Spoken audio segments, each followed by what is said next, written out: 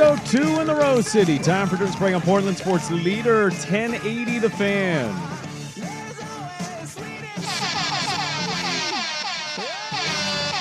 Wah, wah, wah, wah, wah, wah, wah.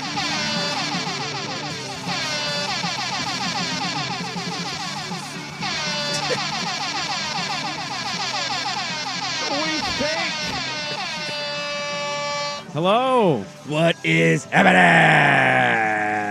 Happy Monday. Happy second day of summer. That was a lot of high porn. I'm hyped up now. High porn wasn't ready to go when high porn was firing. Quadruple high porn. I'm ready now. One high porn didn't do it anymore. Now I'm going to need 4 every day. You know, Will Ortner is the second largest human on the fan. Yeah, he's a pretty big guy.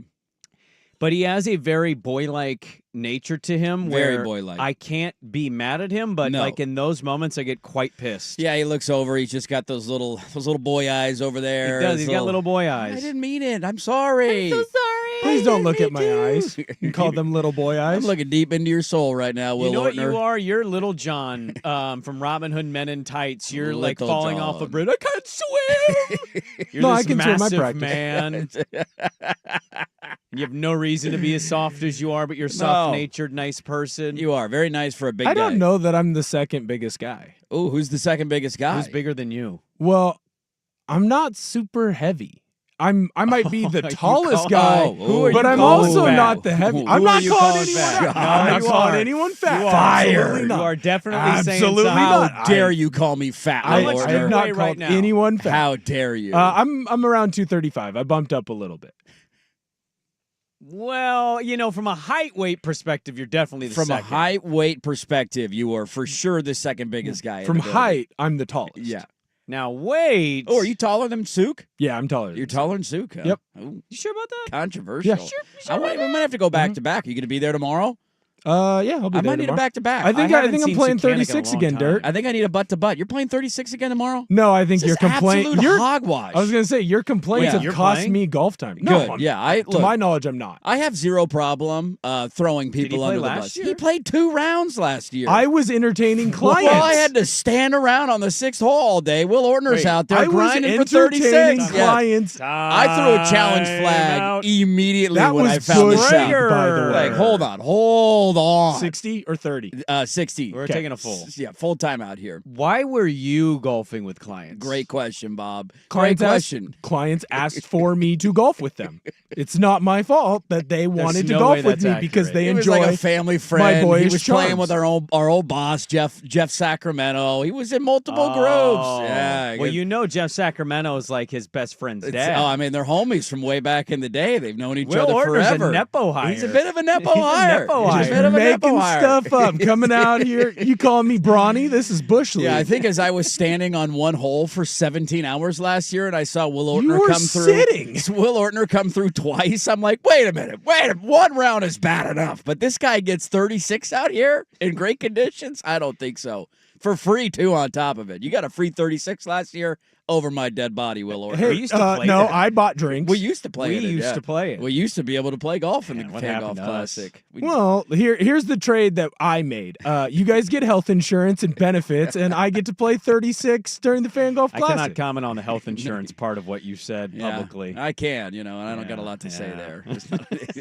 I get them. You're not wrong. You can have it if you want it. They're there. I have access to it.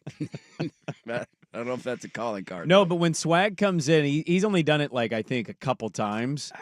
But when he comes in, if that board is not on and I fire the hype horn and it's not on the air. Try that. I don't know what that is, but that sends me into... Chaps your ass? Yeah, it really chaps my ass. Your ass is chapped right out of the gate. And so you starting the show with it not being ready to go, it's like, yo, that's the minimum. I need things ready to be on the air. Microphones and board ready to go. If you hadn't said anything, no one would have noticed. They missed maybe half a second of it. And then I turned it on. I'm over here grabbing audio. I'm doing stuff. Yeah, but you got to understand, even if the audience may not recognize it, that half a second to me feels like an eternity. Now the show's a failure. Can we start over again? Right. Can I get a breakfast ball?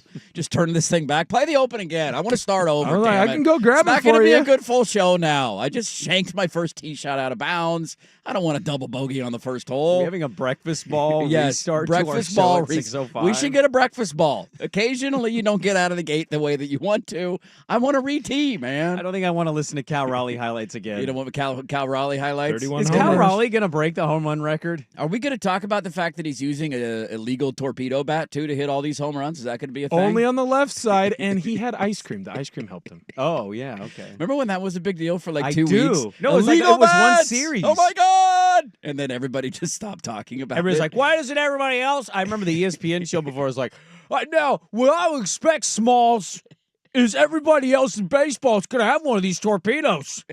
And I think 2 days later, nobody talked about him because teams had them and weren't doing anything with them. Yeah, I think my team tried them for a series and they didn't score any runs. They're like, nope, these don't work. We're not going to use these. But Cal Raleigh evidently works for him because he's breaking all sorts of home run records before the All-Star What's break. Jazz Chisholm been up to? Yeah, I don't know. That's a good question. I haven't watched much Yankee baseball lately. Well, I feel like he was one of the people that hit a home He was run. one of the guys with those big Yeah. goofy bats. I don't know if I've heard that name since that opening series. Just yanking bombs all over the place. Yeah, not watched a lot of Yankee baseball, so I cannot confirm or deny if he's having a good or bad year. But I do know that Cal Raleigh's using it. It's pretty remarkable what he's doing. I'm trying to see where Bonds was at this point when he hit the 70. What do I you want to say he was at 3? 40. Was he at 40 already? 41. So he's 10 above Cal? 41 at the break, if I'm He not got wrong. to the break. I thought he I got. thought he I thought did. he was Am I at wrong on that? 39. me I didn't see. think they'd gotten to 40. Well, that's what I'm wondering is when's the break? The break's in like, what, 2 weeks? Yeah, it's right after the 4th of July. I would say it's like 21 Will is games right. He or had so. 39 home runs before the All-Star break.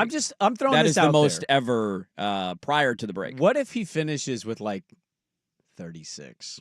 Before the break? Yeah. Yeah, I mean, he's got a legit chance There's to only do it. 5 away. He's got a that's- legit chance. He'd That's hold insane. the Mariners record for most home runs. Griffey's got it right now at 35. So what's the- Griffey's year? What's his high as a Mariner? Was it 58? 1998, he had 35 home runs. No, I'm sorry, for the season. For the Is it season? 58? Oh, yeah. 50. Didn't he got hosed by like a late season injury in like We got hosed by one the year? lockout. And He the got hosed. lockout tracking year, to break yeah. the record, the lockout. He year. got hosed by a lot of stuff. Yeah, he did. His career high in Being a home Mariner, runs, I mean, in general. yeah, I mean, that just hoses you. 56. He had 56 in back-to-back Okay, years, 56. 97 and 98. 94 was the year in 111 games when the season was cut short that he had 40. You ever wrong about a guess, but you're also proud about your guess because it's close to the right answer? Yeah, that's yeah. When I said 58, I was like, I know it's an even number. It's and close Then you by. said 56, and I went, boom, Boom, boom, right there. as if I got that right. Yeah, the only other guys, there's only 6 guys in the history of Major League Baseball who have ever hit 35 home runs before an All-Star break. Griffey did it in 98. Luis Gonzalez did it for the Diamondbacks in 2001. Oh, they won the World Series that year. They did. Reggie Jackson in 1969. Nice. What did Gonzo 37. finish with that season? Hold on, I'll get there. Okay. McGuire 37 and 98. Chris Davis in 2013 with Baltimore. Nothing to see here. Remember that one? Yeah, standalone season. I did it clean. And then Bonds, obviously, with a record with 39 in 2001. Luis Gonzalez, let me pull up his old stat line. That was 2001. I remember him having a monster season that year, Oh, yeah. but I don't think he came close to like breaking records or anything. So I'm assuming he cooled off a little bit after the break. Hopefully he got to 50. In 2001, he hit 57 home runs. Dude, that's remarkable. Dude, talk about outliers too for Luis. Luis Gonzalez needs to be investigated a little bit more. You know who he reminds me of? who? My guy. Your guy. Javi Lopez. Javi Lopez had one of Javi these Lopez moments was too. a good player. Very good player. And then one year he hit like 49 homers, and I'm like, what's happening? his career high in home runs. He had been Luis Gonzalez broke into the big leagues in 1991. What are we doing right 1991. I I didn't love quite this. remember this full history. 91. His previous home run high before he hit 57 was he only had 1 year where he hit 30. now? Yeah, see, weird outliers like that, like 20's not crazy. Just maybe he got hot in a zone. Dude, 50. But also that era, you're That's like, he had 2 years in his career where he hit 30 home runs in a season, and one of those years he hit 57 home runs in 2001. So here it is. This is what I was talking about. Yeah. Javi Lopez, 99, 11 homers. Javi Lopez, 2000, 24 homers. Okay. Javi Lopez, 2001, 17 homers. Okay. Javi Lopez, 2002, 11 homers. Yeah. Javi Lopez, 2003, 43 homers. One of these is not like the other. 32 home run jump from one That's- year to the next. You know, look, he got into a groove. What can you say about Javi Lopez in the early 2000s, man? He didn't get stronger for any particular reason. He just was on a heater that year. Look, I don't care if he did or didn't. I loved Javi Lopez. Yeah, I was a big Javi Lopez guy. I think if anything I've learned from that era to nowadays baseball is like I guess I just don't care that much. No, it doesn't bother me at all. Not an Especially not now an that guys ounce. are cheating with torpedo bats. What's the difference? Well, are they cheating with we torpedo have a bats? bigger barrel. Mhm. Where are you starting the measurement on the barrel? Okay, let's get back to Will. Who is Yeah. fatter than you think? Ooh, I thought we'd gotten Because away you from this. clearly were saying You were somebody. calling I way was too not. far. No, I was Yes, not. you were. I was No, you just made that saying that if abundantly we clear. all, was a for pretty whatever emphatic statement. reason, You said tallest, you didn't, and then you specifically. I let was out just correcting your biggest. opinion. yeah. If you weigh 230, there's definitely people in the building that weigh more than Are that. you more than 230? I am not more than two. You claim to be a fat. Jesus, I'm not more than 230. Are you 2 bills? I am 2 bills. You're 2 bills. I'm 2 bills. Yeah, I'm a big boy. Okay. I'm large and in charge. Large Marge. How was your golf weekend? Dude, I'm toast. I suck at golf. I'm tired. Yes, one of us. I can't hang one anymore. Of us. One of. Now, The before cumula- you say this, yeah. what was your score that makes you go, I suck now? I shot 84. 289s and a 90. That's pretty bad. I hate It's you. not that bad, actually. That's pretty bad. I've It's never pretty gotten Played under really 90. tough courses. Yeah, I mean, Central Oregon golf's tough, and it was super windy. Like the last 2 rounds, it was like 30-mile-an-hour winds the entire time, which made it incredibly challenging when you don't know where the ball's going and it's blowing left to right like 30 miles an hour. Little difficult. The cumulative effect of a bachelor party weekend just kills me at this age. Was it a? It wasn't great. Like nobody went crazy. I was Yeah. in bed most nights by 12:30. So Your it was your nothing- brother-in-law doesn't strike me as get crazy guy. No, he just wanted to go play golf over in Central Oregon, so it was like, all right, let's go do this. But it's just the wear and tear of 3 straight days of golf, a little more booze per day than I'm used to, and then you're getting up relatively early. I was on an air mattress in a laundry room. It's one of those kind of situations where your back's a little tight. How did the guy that booked the golf end up on an air mattress at a laundry room? Well, look, I did that on my own. My buddy Tommy did that on one of our golf trips that we were on, and I actually thought it was a genius idea because you have all these, I'm too old to share a bed with another man. I think I've reached that point in Is life. that what was happening? Well, there's not that many beds. There's 6 beds and 11 guys. So you do the math of somebody's bunking What about up. couches? Somebody's sleeping on a couch. But then when you're in a couch, you're in the middle of a living room. So people are staying up late. Am I just going to go to bed? But a couple of guys want to stay up till 2 o'clock in the morning because there were some late nighters. So I thought, you know what? I'm going to get out in front of this, take the air mattress, put it in a room. That way I got my own room, got my own privacy. But then you're sleeping on an air mattress in a laundry room. I Which hate air mattresses. I do too, Bob. They're not great, but it beats a couch and at least getting a little bit of privacy. What do you need? Okay, can I ask you something? Yeah. So I grew up where if it's quiet, I Sure. can't sleep. Yeah, you like noise when you sleep? Yeah, I'm used to Yeah. my stepdad screaming at my mom as I'm Sure. trying to sleep as a 5-year-old. That didn't quite happen to me when I was a kid, so I like a little quiet. Touche. But I would rather be around the noise with more comfort than no noise. I don't know. What do you need privacy for? Well, see, here's the thing. I feel like you're splitting hairs with the couch and the air mattress comfort. I don't find couches that comfortable to sleep on. Well, I guess it does depend on the couch. It Touche, depends yeah. on the couch. Yeah. And I'm a big, I like going on the side, kicking the knees out. I spread out a little bit. Can't do that on the couch. That's usually what you bring the table in for. Put your leg down So on the you table. put that leg out the blanket onto the table, and now you got I was resting on a wood table. Now I got a bruise on my ankle. I'm too old for this, man. I can't hang anymore. Touche. So yeah, laundry room sleeping and cumulative effect of not or drinking a little bit much and not getting too much sleep. It's just I'm toast. It's going to be a while to recover. How much did that pronghorn shirt cost? Look, no you? comment. Don't worry about that. Okay, I will say the private Over side, under $80. the private side at Pronghorn, the Fazio side. If you ever get a chance to go play I it, probably won't. the nicest golf course I've ever played in my life. Really? It was unbelievable. Pronghorn private nicest course Yeah, you've so they ever got played. 2 courses at Pronghorn. Okay. There's the Nicholas course, which is public, and then Fazio, which is the private side. Okay. And that's the side we got to hook up to go play on. I almost felt bad hitting balls in the fairway. It was I felt like you're just hitting balls off of a smooth carpet. Really? Nothing, just gorgeous, pristine, You greens shot were 89 quick. there? I shot an 89 there, yeah. Putting? Could have been a lot better. Putting Could've- woes? No, I actually drove the ball well. It's iron play. Just doomed me. Iron play. I just could not hit an iron on the green. I played at OGA on, what would it have been? Thursday? Friday? Friday. I can't remember the day. I've already lost track. It's all a blur. We were off for 4 Same days. problem. Yeah. But I also I might have popped the gummy at the wrong time. Ooh, you got to time it right when you're playing golf.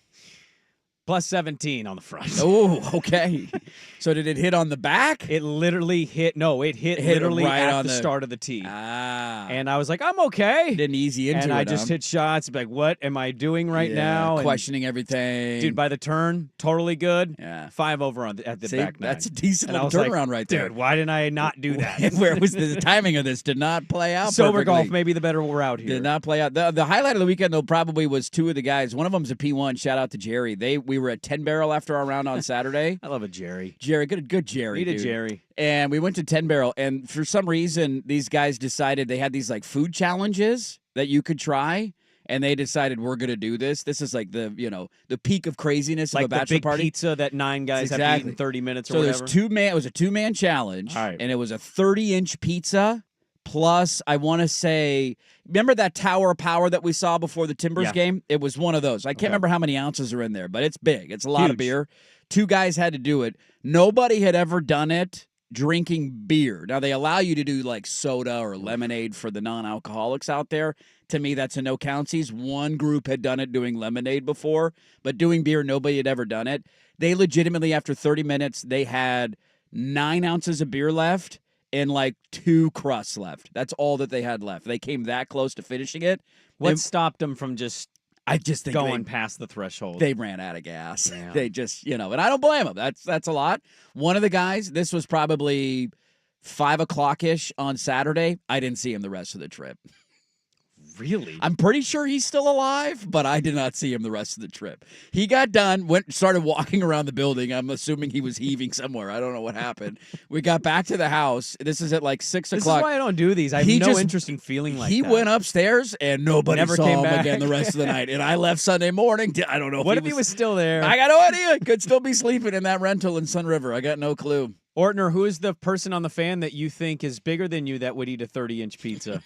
Me. Would you I'd care eat to name the 30-inch names? pizza, dude. Dude, that was a big I don't ass think pizza. anyone can eat like me because I'm still young and like I just have some tums. Can in you name a recovery. name? Who is bigger than you at the fan? Well, there are plenty of people bigger than me, and I think this is Plenty of people. Whoa, I think there's plenty, yeah. Multiple shots fired. Well, it's not now. me. We went from one. It's- Clearly, it's it's not not- me. We no. went over weights here. It's No. not Rob. It's not Dusty. No, it's not Swigard. It's probably not Fisher. I Probably think- not Harris. I think you know, if you know, you know. I think you just say the name. You think Jordan Schultz weighs more than Will Ortner? No chance. I don't No think so. chance. He's not tall He's enough. No 5'5". chance.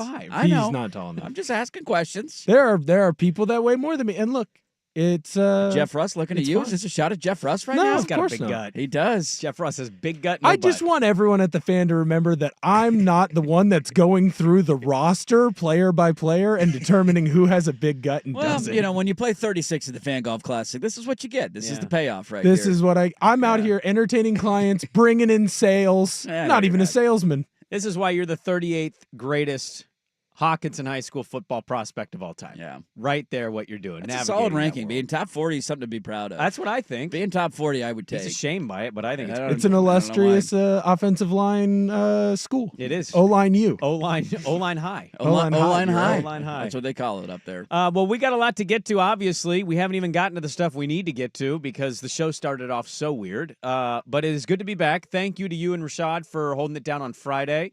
Heard good things. Glad you guys got the reps. Busy show. We'll go to Houston for the ticker.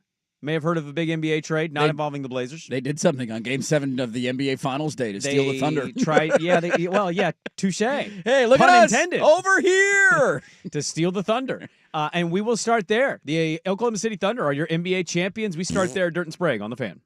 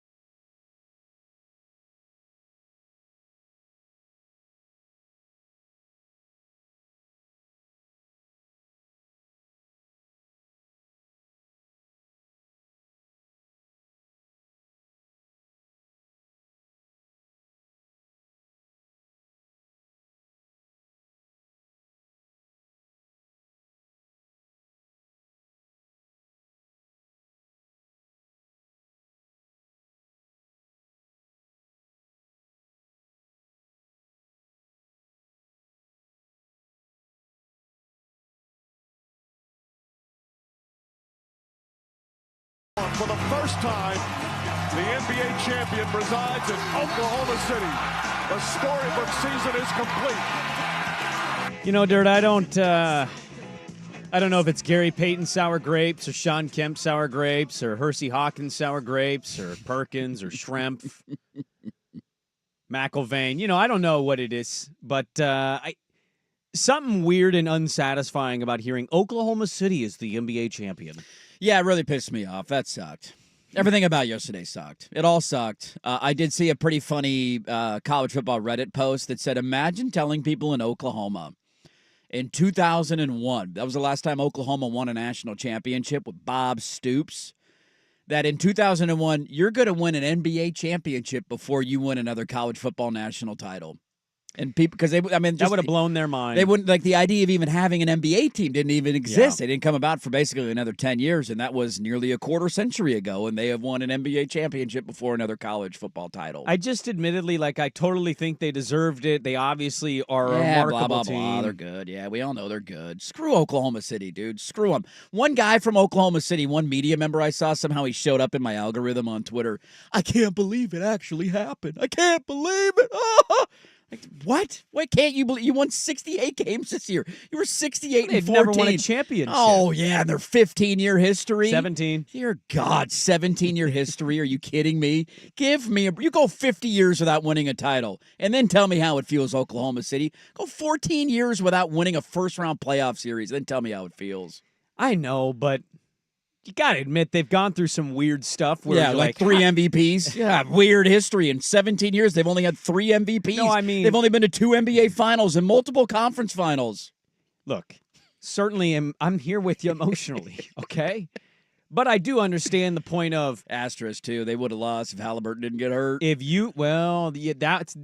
we need to get fake into title. that. Fake title. You can tell by their Fake celebration title. too. I think if you look at the Kevin Durant celebration in Golden State, No. he knew. He was like, "Damn it, I shouldn't have done that." OKC was walking around like shaking hands. They knew. Well, they knew it was over. Asterisk title. No, doesn't count. I'm not counting half a title. OKC. I'll tell you this, and maybe I'm wrong here. I did think you saw some, like Jalen Williams was crying. Yeah, he was crying. That was pretty emotional. He's fine, I guess. I have been wondering, do teams celebrate the same that they used to?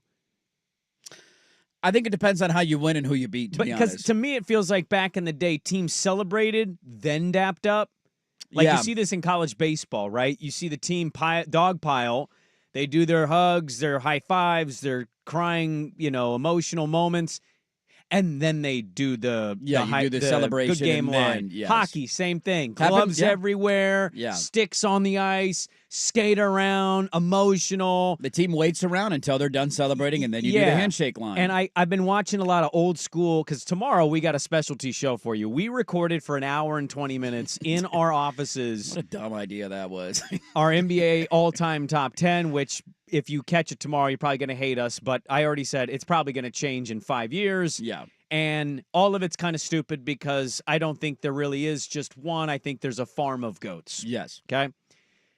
But one thing in watching some of these old school games that I have been in my off time is when you watch these teams celebrate, it's all a rush immediately. I just watched the Suns lose in the finals to the Bulls. Paxson hits the shot.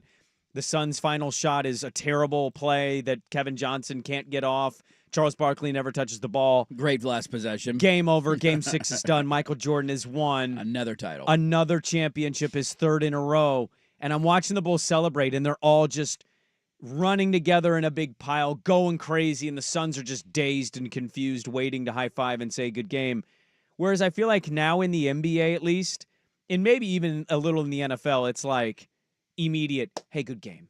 Yeah, you go dap up first. Hey, and then because then celebrating after that is weird. It is, because then the moment's kind of gone. It's not the the clock hits 0. We're champion. Like, that's when the big celebration happens, not the dapping up. I think they're doing it backwards right now in the NBA, and I don't know when that started, but I feel like it's backwards. They should be celebrating first. Yeah, and then shaking hands. If I'm being losers honest, have to wait. To be honest with you, too, I would just tell the losers to get the hell off the floor. I wouldn't want to go shake somebody's hand after that if I That's lost. a 7-game battle, I'm man. not saying it's not a 7-game battle. Like, go do it in the tunnel after the game. Like, you don't need need to do it on the floor. I don't need to see that. See, I'm the sicko that's in the dugout watching you celebrate, going, Sitting on the bench. I will be there one day. Well, I will be that guy. Indiana won't be there next year, but I digress. I just You like that Bane trade more, don't you? yeah, it looks better in the East now because all of a sudden everybody's hurt in that conference. 3 of the best players in the Eastern Conference are now out for the entire year next year.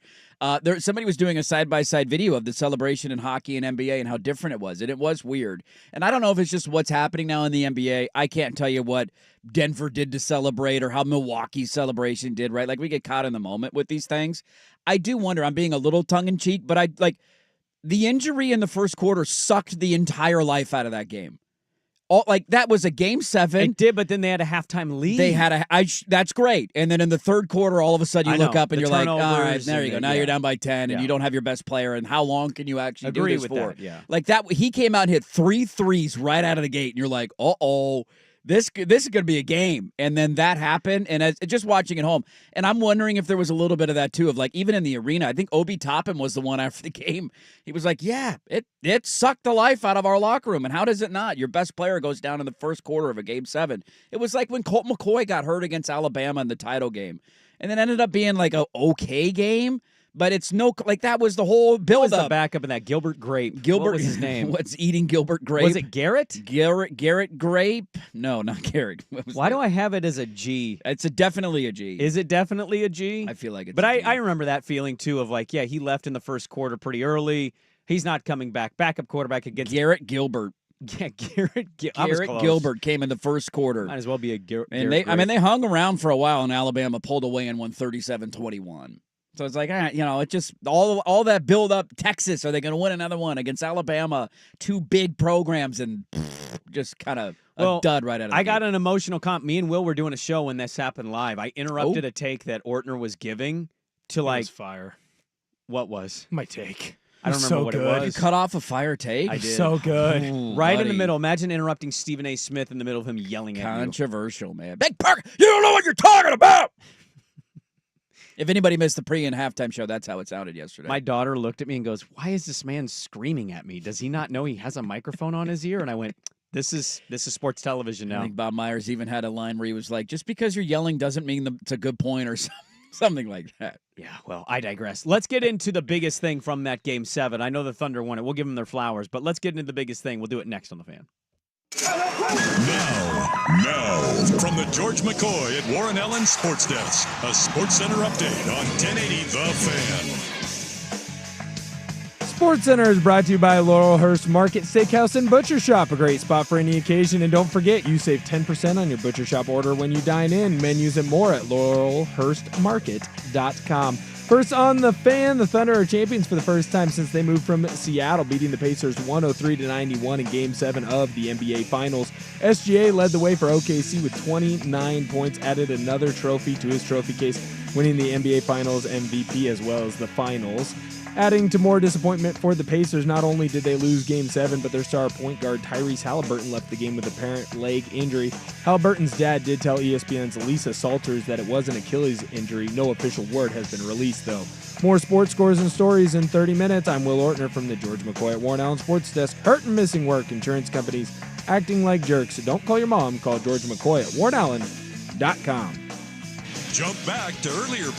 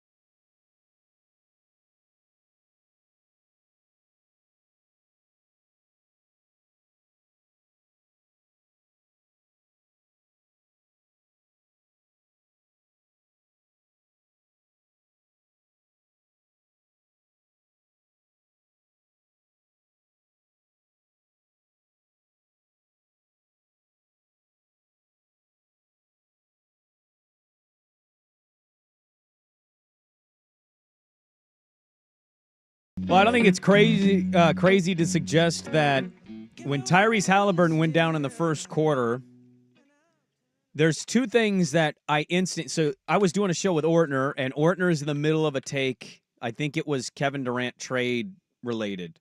Because, we're on during the Game 7. Nobody's listening to our show. Grade the trade. So let's zig while everybody else is zagging, right? Let's talk about the trade. So he's in the middle of a Kevin Durant trade thing. I can't wait to hear your takes on the Kevin Durant trade today, Will Ortner. I actually don't know anything he was saying during the show. I was watching Game 7 every time I wasn't talking. You just wait till there's a moment of silence and you realize it's your time to talk, and then you jump in with another take. Yes. Yeah. So I'm watching this, and I see this, and there's two takeaways, and I immediately said this on the air. One, that is absolutely an injury. We don't need to be a doctor to diagnose and say, know what that is. Yeah, I don't need to see that in slow motion. Once we were told the whole pop thing, every time we see that now in sports, we all have the same reaction. And I love that on social media, people do this whole let's wait and see. I don't need to. I saw it fire. It's a slingshot, buddy, and that thing fired. It popped. I love the report in game of the Indiana Pacers say that Hallebertton is out for the rest of the game with a lower body injury. You don't say. And then his dad comes out and just tells Lisa Salters, "Yeah, it's the Achilles."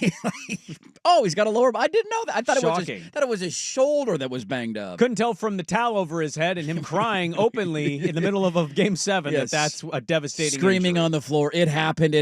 Yeah, that was terrible. The other takeaway I had, and I said this, was Kevin Durant got hurt in the NBA Finals as a Warrior. He did. Because he was playing off of what injury? Calf injury. Damian Lillard Mm-hmm. got injured in the playoffs, came back and played for the Bucks against these Pacers. He did. Popped his Achilles. What injury did he have? Calf injury. You will not see guys play off calf strains anymore. That was the final nail in that coffin of, I think I'm 80%, I'd give it a go. Nope. No, sirree, Bob. You will not see that anymore. So we know that injury when we see it. Yeah. We don't need a medical degree for that. And this has now, it's going to change the timeline of injuries like calf strains, because we've seen enough examples to say, hey, man, if that thing's not 100% and you're putting all this pressure and movement on it, sure, it may be more liable to have that pop effect, and that is devastating. I think the challenging part for these guys and the organizations themselves is there's obviously the added risk and added potential that could happen. And I think based on his reaction, he was well aware of it. And I think you make an argument based on the trade Indiana made last week that they were aware that this could potentially happen. They randomly just traded to get their first-round pick back for next year, out of nowhere, in the middle of the NBA Finals. And everybody's like, wait a minute, they're making trades? Okay. Trading this year's pick, getting next year. Okay, all right. You're trying to compete. Why are they doing this in their head? And then when he's on the ground banging the floor saying it happened, he clearly knew that there was the case that this could happen. The challenging thing in a situation like this is, what do you do as an organization? Because there's no way Halleberton's letting you take him out of the NBA Finals with a calf strain. There's no chance. That guy's too competitive. It's the NBA Finals. There's no guarantee you're ever going to get back to this point. They were, the 4-5 seed in the Eastern Conference this year? There's no guarantee you get back to this spot. He's got one more chance to win a game to win an NBA championship. He was great in Game 6. They killed him in Game 6. He played pretty well in that game. And so I think you got that challenge as an organization of, is it worth the risk? Because the outcome could potentially be that he's out for an entire calendar year, but the reward could be you might win an NBA championship. There's not an easy scenario. I think in the regular season, 100% guys are going to be out for 2 months with this injury because it's in the middle of February and it doesn't matter what's going on. That changes things a lot. It totally does. But come playoff time, man, it's going to be hard when you have this back and forth, because I'm sure the organization will want to say, we don't want to lose you for a calendar year, and the player's going to say, this is my opportunity. I got to play in these games at the playoffs. It's your career, man. That injury, as we go along, it might be the ACL at some point where that injury happens, you're out for the season, but you can be back and you can be close to being the old player. Kevin Durant certainly has shown that. We'll see what Dame and Tatum and now Hallebertton have. Coincidentally, all three Achilles pops wearing the number 0 in this playoffs. So weird. But right now, it's still devastating. So I guess the threshold for me is, one, you got to trust the player, how he feels, what they're thinking. You got to trust your medical staff. Yep. But also, first round, nah. Not worth it. Not worth it. Second round, round? I'd even argue, not worth it. So conference finals is okay? Well, yeah, but I'm going to leave it up to the player, Yeah. and I'm going to say this And is the player, I think, is going to say, I want to play 10 times out of 10. And if that's the position Yeah. they want to put themselves in, they're more than welcome to. But I don't think you'll see it in the regular season, which is going to change the timeline of calf strain injuries now. Sure it will. So we need to bear that in mind. And I don't think even in the early set of the playoffs, you're going to see teams okay them to play. I think you get in the back end, the Final Four, the championship. Yeah, absolutely. Have at it. Risk it for the biscuit. Totally understand it. Devastating. To watch that happen in real time, I was rooting like hell for the Pacers. I bet on the Pacers money line. I wanted to see Indiana have a championship. Yep. It would have been, I still think it would have been better for the league for them to win that title. Now Oklahoma City wins it, and they were very deserving of it, not taking anything away from them. But now the dynasty word's going to get thrown around today. When that injury happened in real time, I was looking for injuries that happened in similar moments in my lifetime that felt as devastating as that one did. Now, you can give me KD in the Raptor series.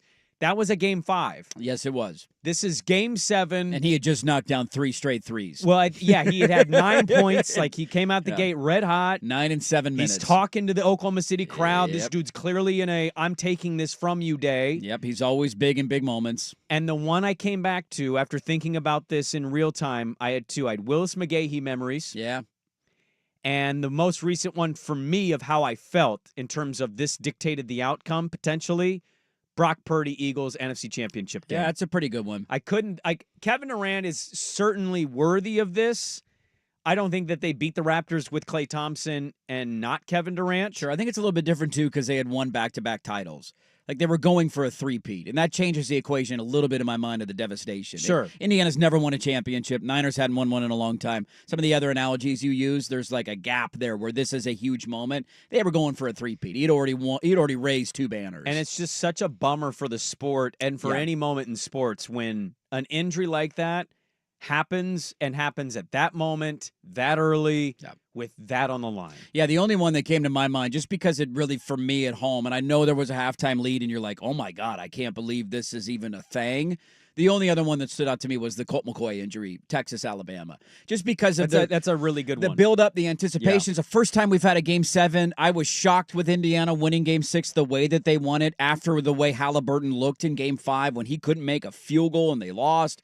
Hung around, but ultimately couldn't win. And they won that game by 30. They killed them in Game 6. Mm-hmm. And so all of a sudden you have this like, wow, I can't believe we actually have a Game 7. First time in basically a decade since we've had one. It's been a long-ass time. Sunday night, it was a great sports day. You had the College World Series. Travelers Championship was an awesome ending. Like all this build up to Game 7. Let's sit down, watch Game 7, and then 9 minutes into the game, Achilles pops. And it sucked the life out of me. And it was crazy that they were tied or slightly up at halftime. But you just knew in the back, like, there's no way they're going to win this game without Hallebertton. So let me ask you this. I gave them 0% chance to win that game. Without him at all on the floor, 0% chance. I had the initial feeling of that 0% you speak of, and then I watched the second quarter. My gambling show got done, and I'm watching them, and they take the Nemhard 3, puts them up 1 at half, and I went, I just kept saying, if Siakam can be great. Yeah, just so much easier to defend him, though, without. They're so good defensively, I OKC is. I know. And you take away arguably their biggest offensive threat or their second biggest offensive threat. They were just so threat. feisty all playoff. Yeah. I didn't want to completely disrespect them. And they were in the fourth quarter, too. I mean, they didn't give up. They didn't quit. The third quarter, 18 Doomed points off turnovers is going to lose you the basketball game every time. It doomed them. You lost your point guard. They turned the ball over a ton. Not that they didn't when he was on the floor, too. That was the bigger bummer. And the takeaway for me, honestly, from the game and the injury, well, one, it's the ramifications of next year. Because you're now looking at an Eastern Conference next year without Jason Tatum, Damian Lillard, and Tyrese Halliburton all season. And that's before anybody else even gets hurt. So now all of a sudden that East looks weird and wild and wacky and wide open. We'll see how the offseason goes for everybody. But I also thought, like, what will be the bigger takeaway from you in this series? Like, what's the bigger memory? And I think part of it has to do with what OKC does going forward. But if this ends up being a one-off title, because we do this dynasty stuff all the time, and it's not a guarantee. We did it with Giannis in Milwaukee. We did it with Jokic in Denver, and they just got one. So we'll see how the future goes. If this ends up being a one-off title, I think my bigger sticking memory will be the vision of Tyrese Halliburton on the floor slamming the court. Dirt, I don't think there's any question. They could win 2 or 3 from this group, and I do think they're different than the others because of their youth. They could win it next year and repeat. I always think when we go back to their first, we're going to remember this of Halliburton. Yeah. Achilles first quarter. Similar to when Golden State won their first title, and it was, oh my God, Golden State won a championship, but they largely did it without Kyrie Kevin broke Love his and kneecap, Kyrie yeah. Irving on the other side. Yeah. And, LeBron pushed him to 6, but that was a little caveat that you put on it for sure. You know who Dellavedova was yesterday? Matthew Dellavedova. TJ McConnell. TJ McConnell had himself a nice little series. TJ McConnell. He did. Had himself a hell of a series. Scrappy. Jim Rad. We'll hear from the Pacers on the Hallebertton stuff. We'll celebrate. Well, we won't celebrate, but the Oklahoma City Thunder have won the NBA championship. One part of the team that I took away that I really enjoyed. We'll get to that coming up next on The Fan. The Portland.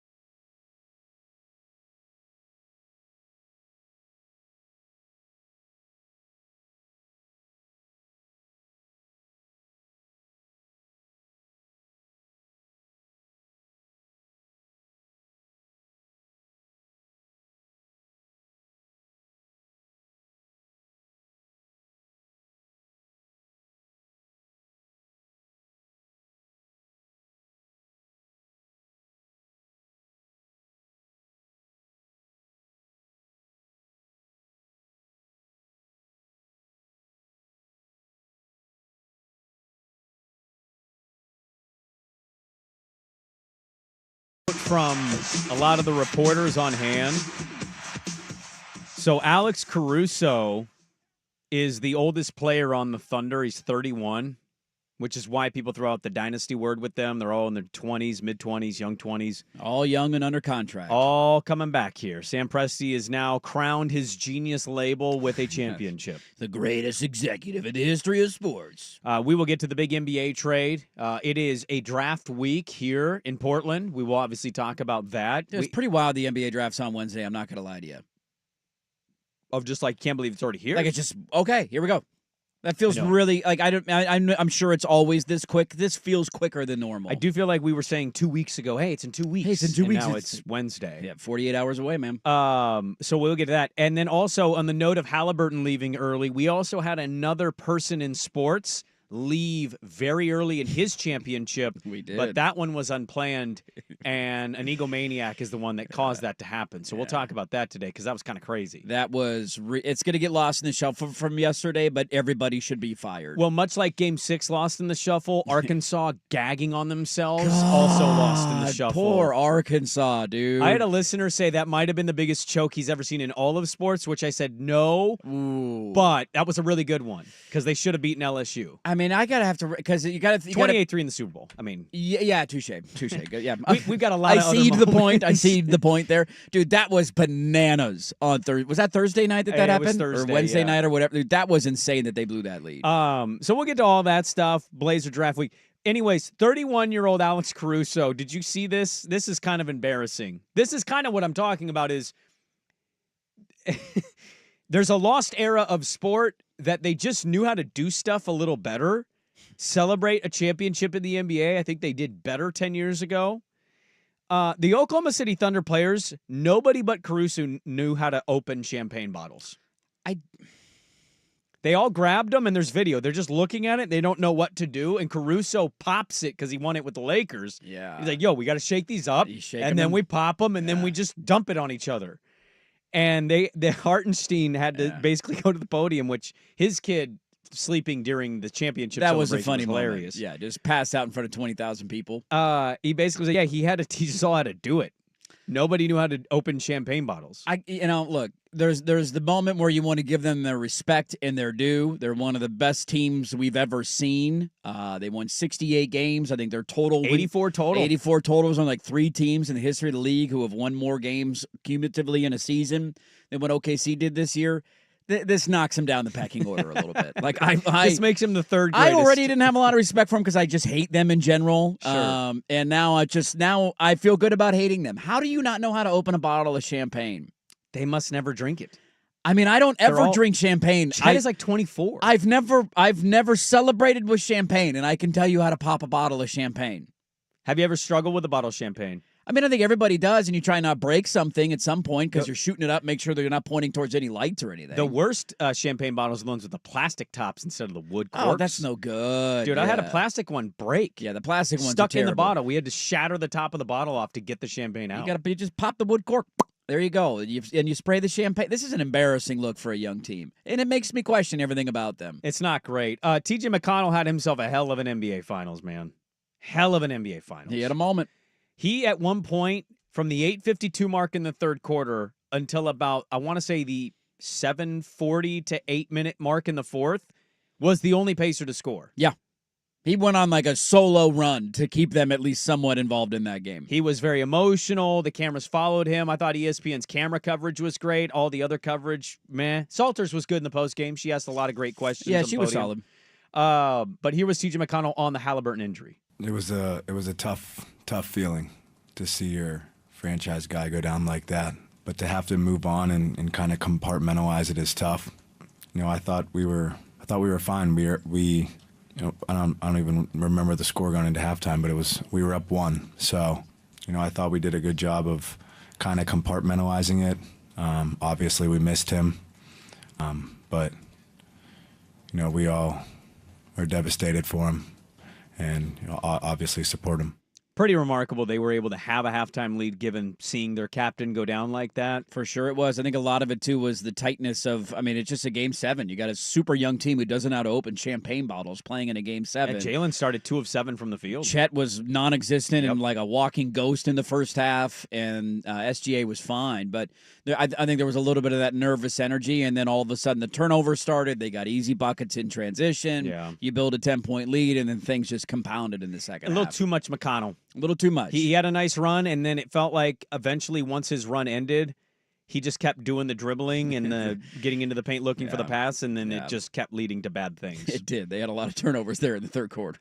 Very unfortunate. The NBA Finals will probably remember that Game 7 for the Hallebertton injury.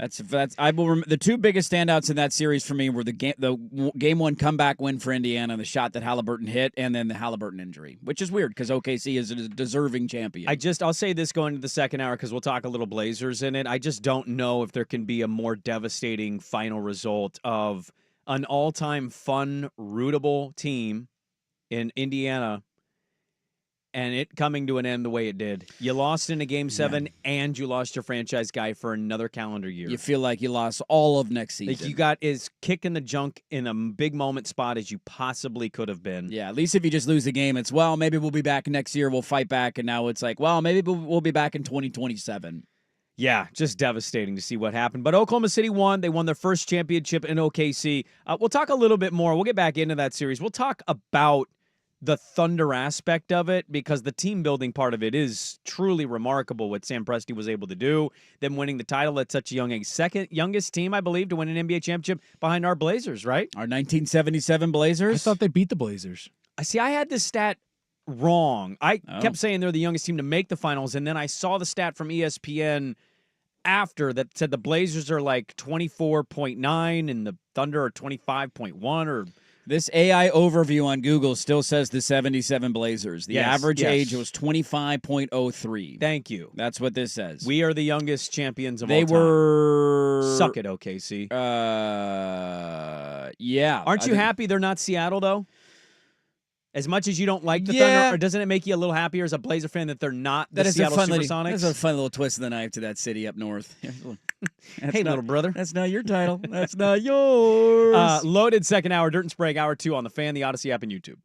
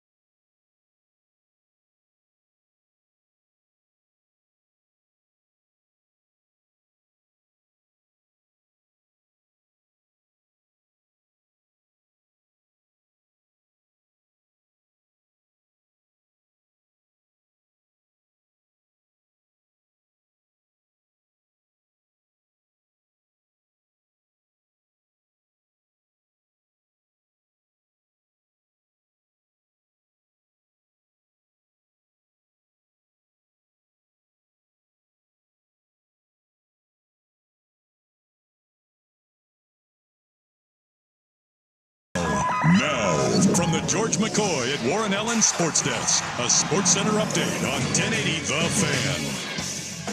First on The Fan, the Thunder are NBA champions for the first time since moving from Seattle. They beat the Pacers 103-91 in Game 7 of the Finals. SGA led the way for OKC, 29 points, adding another trophy to his trophy case. He got an NBA Finals MVP trophy as well. The other big news of the weekend saw the Phoenix Suns trade 15-time All-Star Kevin Durant to the Houston Rockets for Jalen Green, Dillon Brooks, the 10th pick in this year's draft, and 5 total second-round picks going all the way into the 2030s. The trade will be formally completed on July 6th when the new league year begins. More sports scores and stories in 30 minutes. I'm Will Ortner from the George McCoy at Warren Allen Sports Desk. Hurt and missing work, insurance companies acting like jerks. Don't call your mom. Call George McCoy at warrenallen.com. The Fan Merch Locker has a new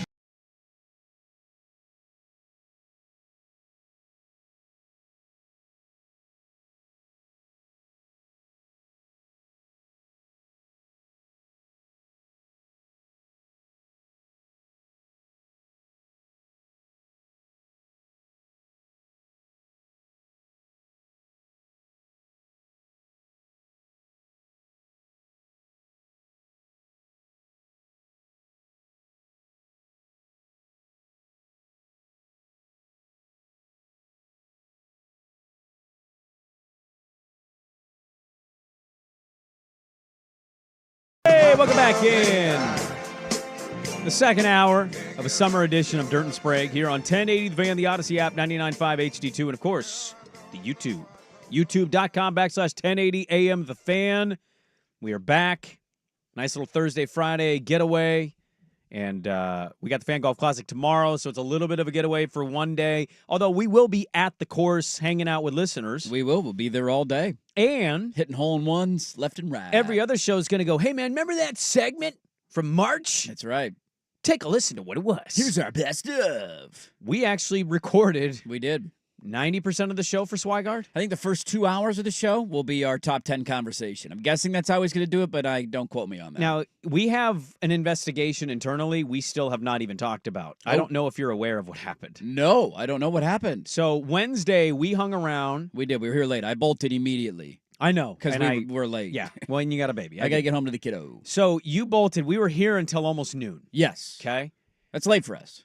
Well, we recorded content. Yeah. We did content. We're grinding. Okay, so we have new content tomorrow, and I'm sure most of you will hate us for it, and then we'll be back Wednesday for a big draft edition. I can't wait for people to tweet me about my top 10. I cannot wait. Oh, don't worry. Me and Swag are going to get it the worst. You totally it does not are. end how everybody wants it to end. You totally are.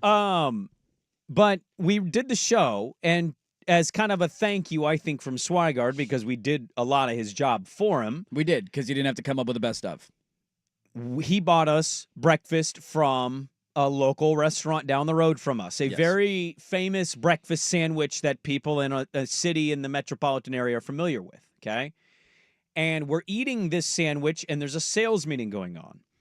And so we're eating before we record. I'm not going to eat this whole sandwich. This sandwich has a lot of calories. I'm not going to be able to eat all this. I'm going to eat half now. I'll eat the other half later, okay? A lot of the people this weekend were making fun of you. When they were eating a 30-inch pizza, a lot of the listeners of the show were making Sprague medium pizza jokes. There were a lot of those this weekend. Yeah, I mean, you give me a medium pizza challenge, I'll kill that thing. I think I ate that breakfast sandwich in like 4 minutes and 17 seconds. So I got I got about halfway. The entire sales staff knows that we have these sandwiches. They see us eating them. They do. They smells delicious. Came out of their sales meeting and saw us sitting there getting ready to record, eating our sandwiches. Internally, the investigation is as follows. I eat half my sandwich. I'm going to keep the other half for a later time. I have it in a white box. There's a white table right outside our studios, okay? Not more than 20 feet away. No. We are recording on a couch that is a foot behind this table. Your back is to the table, though. My back is to the table. Yes. My white sandwich box, my to-go box is on the white table. We record the content. I'm getting my stuff to leave. It's almost noon. I'm walking to the door, and I go, that's right, my sandwich. Got to grab my sandwich. Turn around, go to the table. Sandwich is gone. Disappeared. Box is gone. Somebody snagged your sando. Well, before I accuse, I walk in. Maybe I put it in the studio. Yeah. Didn't remember doing that, but okay. Check the studio. Nothing. Check the fridge in case somebody Check put it in the the fridge. Maybe Okay. somebody was nice, saw a food box. I'm going to put it in the fridge. Nothing. Check the kitchen. Nothing. This is fishy. Dude, I checked my backpack, my car. Nowhere to be found. I checked I checked everywhere. Yeah. I got to see this. He checked under the couch cushions. Wow. I watched Sprague look. I didn't want to everywhere. accuse. Well, now I feel a little guilty because I you took it. I did not take your sandwich. I did eat my entire sandwich. No, but when we were recording to paint the picture for people, the table was right behind you. I was facing the table. But we were zoned I mean, in. we were doing zoning in. content. I was giving you my top 10, so I was locked into the content. But I feel a little guilty that I did not have my peripherals up and be able to keep an eye on if somebody grabbed your sandwich or not, because I would have had the vantage point to see it. Now, we have obvious suspects involved here. But But who's your prime candidates? well, number one, unfortunately, even though I don't think he did it, my first candidate has to be Dave Kingsella. Dave Kingsella. Foghorn Leghorn, the Arkansas boy wonder. Brandon, I would never take a sandwich. The reason I accuse Dave, or he's in my suspect How category, dare you? I'm running the hood to coast. is 2 different times I have messed with Dave's cubicle area, much like Jim You with have. Dwight. You put his stapler in Jell-O one day. And so I finally, came out and was like, hey, man, it was me. I'm sorry. I love Dave. Dave's a good guy. He's got the Foghorn Leghorn thing working for him. And when I went to him, I said, Dave, he instantly smiled. And I went, where's my breakfast sandwich? And I said it with a straight face, and he started laughing. And he couldn't stop laughing. Couldn't stop laughing. The way that you say, like, Yeah. hey, man, and they instantly are giving it away that they did it. Sure, you got a fit of the giggles. That was Dave. He had pocket aces in poker and started smiling immediately, is Yes. what you're telling me? He went all That's in. a tell. That's a tell, Dave. I can see it right now. So Dave Kingsella is my number one. I would like to throw somebody's saying, fellas, please, it's obvious Dirt is the sandwich burglar. He needs a bacon breathalyzer. First off, how dare you? Second off, I know I am a fat. I had already eaten my entire sandwich. I actually don't think I ate again the rest of the day until dinner. That's why I didn't want to eat that sandwich. It's a massive It was sandwich. a massive sandwich, and I ate the entire It's a thing. day's worth of calorie intake. And I desperately had to poo on my way out the door, and so no, I was not going to eat another half of the sandwich. Although the bacon breathalyzer is a decently funny joke there. I'm going to throw in Jeff Russ as a candidate. Really? Jeff Russ showing up right around that time, seeing us record. He's usually hanging out kind of in the area around the studio. Maybe he didn't eat anything that morning, and he's like, what's this? Grabs it, checks it out, snags a sandwich. Danny Meringue showed up at the last second as we were done. I was already missing it. Okay, it was already I was disappeared? already under looking for it when he showed up. So Okay. I'm gonna scratch him off the list. Wouldn't have been Swag. I'll 'cause give you Swag another was with sneaky us. one. Yeah. Jake, Oh, Jake. our social media guru. Yeah. Is he here, by the way? He's supposed to be here on Mondays. Not here. No, he's not here. It's 7 o'clock. Yeah, Jake. where you at?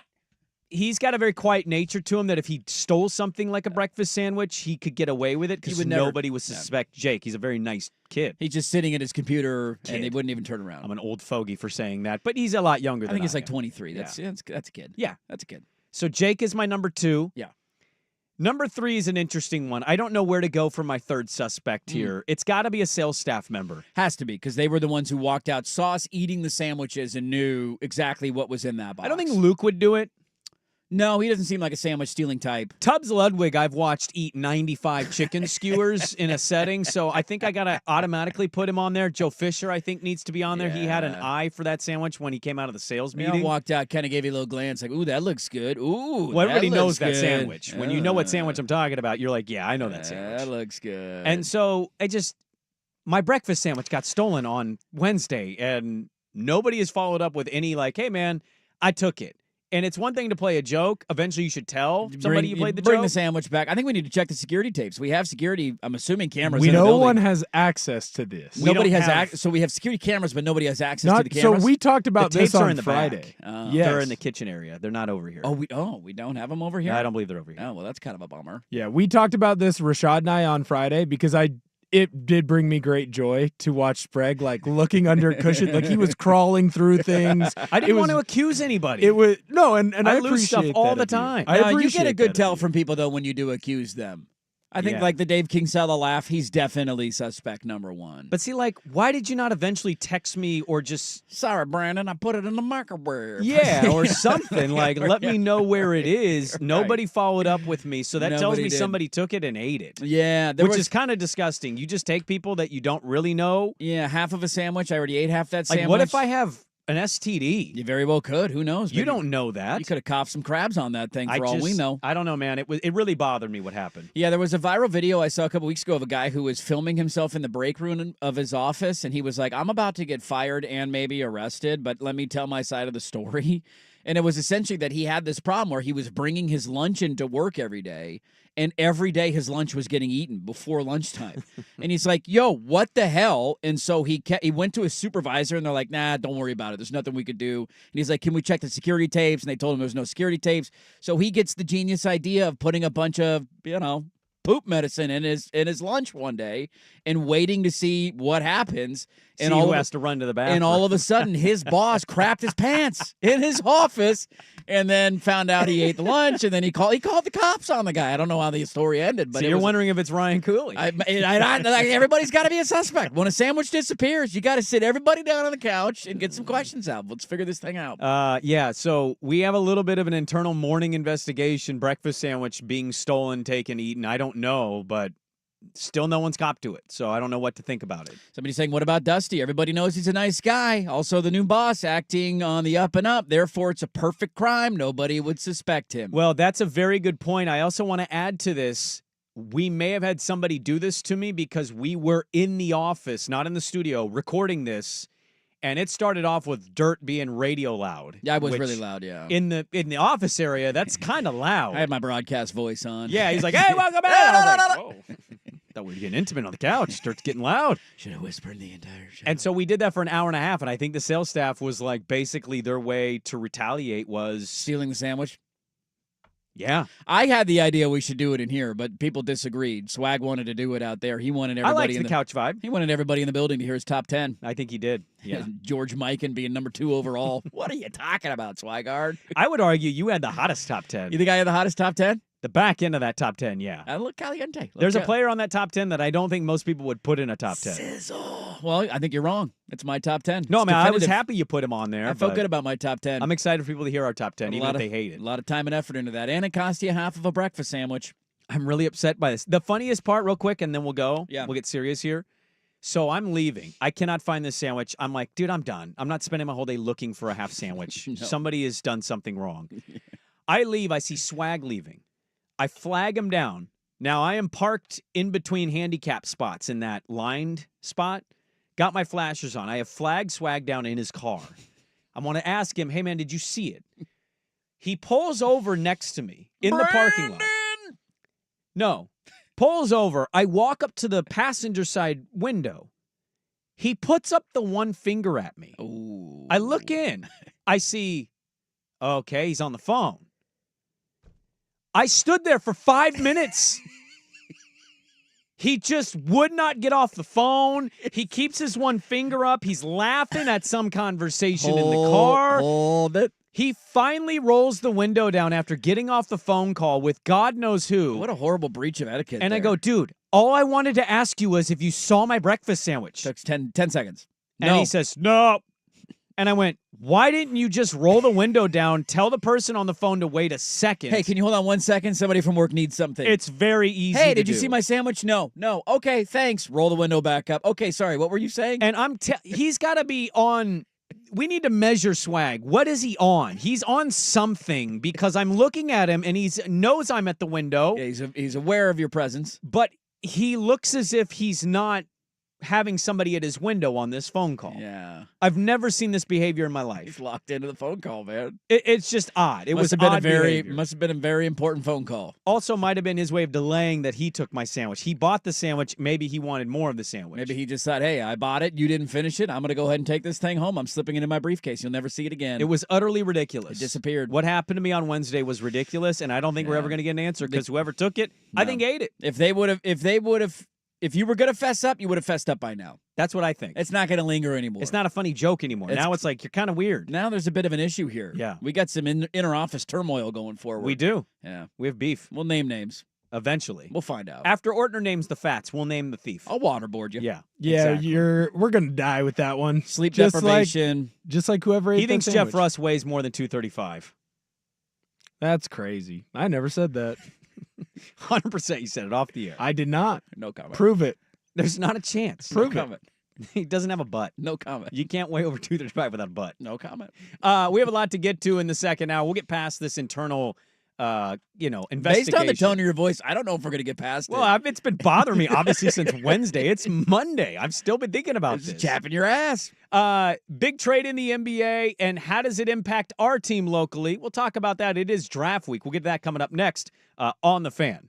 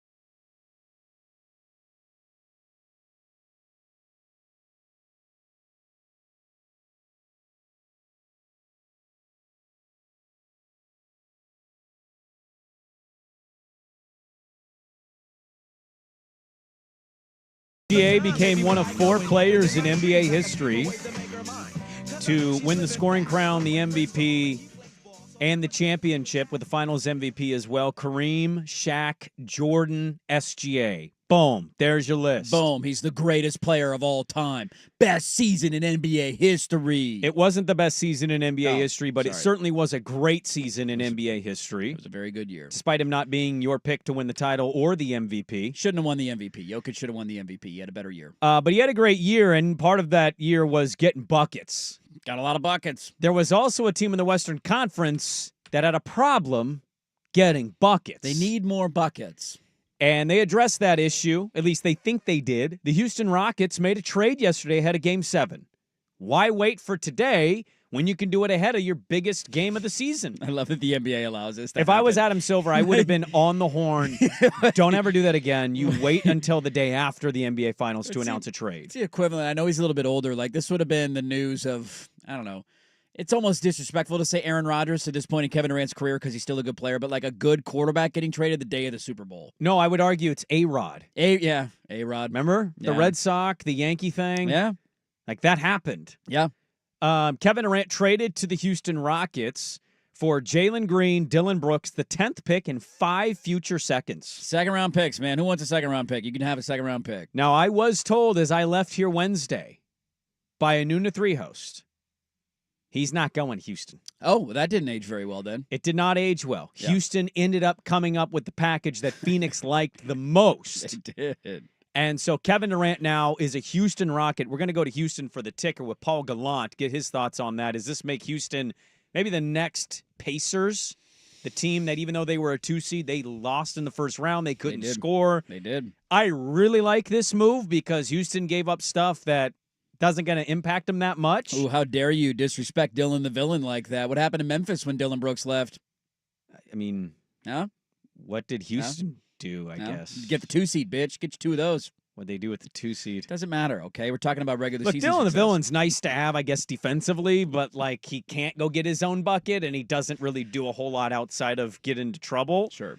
I understand, like, the whole side of a Phoenix Suns fans of that's all we got. We didn't get one really? of the young players. How did you not get Tari Eason, Cam Whitmore, Şengün? Like, you can say certain guys are untouchable. Jabari, they didn't get any of them. Yeah. Jalen Green, yeah, good luck. Wingstop guy, we've seen it. He scores 25 in a game, and then he'll score 7. Dylan Brooks, he's going to get a lot of technicals. He'll have some good moments, but he Sure. won't lead us. Sure. The 10th pick, I don't know what that's going to be. We'll have to wait till Wednesday to see that. That might impact us because it's right before we pick. But Oklahoma City had their bucket getter win the title. Houston, really good team, really good young talent. Sure. Thinks they got their bucket getter in KD. Yeah, you know, it's interesting. I actually viewed this as the rare, like you always have to come out with the take. Who won the trade? Who got the better return? This to me was a rare win-win. Maybe Phoenix fan is having that thought. You're dealing with an aging star who was very selective about where he was willing to sign an extension. All the intel by the end of last week said that he didn't want to go to Minnesota, and so Minnesota's not going to trade for him unless he guarantees that he's going to sign the deal. He's got 1 year left on his contract, man. You're not getting a huge package for a guy who might walk in free agency after 1 year. So it's not worth the risk for some of these teams. I just don't, because why would, if I'm Minnesota, why am I gambling on everything for 1 season of Kevin Durant and then he leaves in free agency? Worked out for Toronto. It did work out for Toronto, and Kevin Durant tearing his Achilles also helped mightily in winning that championship, and Klay Thompson tearing his ACL also helped mightily in winning that championship. But if you look at what they had to give up to get him, I didn't think they were going to have to give up a whole, the whole roster to get. Can you beat this Kevin Durant. package, the 10th pick, and the Jalen Green I don't know stuff, if you can beat. I don't know if you can beat the package, but Ant Edwards and Kevin Durant on the court at the same time. I would have loved to have seen sans it. Julius It Randle was a team I wanted him to go play for. Yeah. I desperately wanted him to go to Minnesota because it would have been a lot of fun to see him with Ant Edwards. But I just, as an organization, sure, you might be willing to take that gamble. But if there's another package out there that's better than what you can offer up, The Thunder did this with Paul George. Ended up working out. He ended up signing with them. He did. Sometimes it works. The Pacers did it, and I don't know if they had an agreement behind the scenes with Pascal Siakam, and he ended up signing the extension. I think there was after a the wink and a season. nod there. Might have been, but Kevin Durant is very adamant, at least according to sources, if you believe him, that he wasn't going to resign in certain places, and he basically wanted to go to San Antonio or Houston. It was Houston and Miami, according to Shams. And Once Miami this came stuff out, is so stupid. I think it's a little disrespectful to Jalen Green to act like look. I understand he had his ups and downs. He had his hot and cold nights. He had good games and bad games. He's also only 22 years old. He averaged 21 a game this year. Like, he might not be the kind of player that you can build a team around, but he doesn't have to necessarily be in Phoenix. He's going to be the number 2 scoring option next to Devin Booker. Well, how's that going to work with Booker? I don't know, but to me, I like the fit better than asking him to be a number 1 guy and a number 1 option, and so I viewed this as a win-win. Phoenix gets a top 10 pick in the draft this year. The second-round picks are whatever. You get Jalen Green, who's a young player. You can figure out if it will work with Devin Booker. And for Houston, they clearly didn't have enough offense to win a championship, and they clearly wanted to build the team around somebody other than Jalen Green, and they were able to hold on to all their other young players. And so I didn't think the return was going to be astronomical for Phoenix. I thought they did decent. And for Houston, now they look in the Western Conference like one of the teams to beat. Yeah, if I was Phoenix, we were doing a Phoenix-based show, I would be upset that we didn't get one of the young guys. Does Jalen Green not count as a young guy, though, at 22? I mean, he does, yes. By age, absolutely. You're right there. Where would he have been ranked as a Houston young player last year? I guess what I'm asking is, what is his ceiling? I have no idea. Is this his ceiling? Is he it better just than Cam Whitmore's, though? Or Tari Eason? I don't know. I don't know. I think Tari Eason is better defensively. Okay. That kind of has to matter. You got a bucket getter and Devin Booker on the team. Again, I don't know how the basketball is going to be shared. I mean, Tari Eason's older. I mean, he might end up being a better player, but I do feel like Jalen Green's getting a little disrespected in this. Oh, I don't. I think Jalen Green is what Jalen Green is. I just don't know how him and Booker are going to coexist. Yeah. And I think that's a pretty big deal. The 10th pick, that's fine. I didn't expect a whole draft haul for Kevin Durant at this point of his career. He's 37 years old. Yeah. I don't know. I think from the Houston side, it makes a ton of sense. Because even if KD misses games at his age, that team, because they didn't have to give up all their young dudes, like that team can still float water and be totally in the conversation, especially if Amen Thompson takes a step. That's who they want to build the team around. If Şengün takes a step, and I'm going to love Şengün, I think, on the court with Kevin Durant, their coach is going to hold everybody accountable. He will fight Kevin Durant if he allows that locker room to get out of hand. Yeah. That's the kind of coach Ime is. So I really like this for Houston. It was the one thing they were missing last year, and it was the one thing everybody's worried and why people picked Golden State to win. They didn't have a guy that at the end of the game could create and get his own shot. They've got that now. Yes, they do. I don't think Kevin Durant is the leader of that team. I don't think he's a leader, period. And I'm not even saying they're going to win the championship or the West, but I think they're definitely in the conversation of could get to the West Finals. Yeah. If you make that kind of move, I have to like it. Phoenix, I don't know what Phoenix is doing.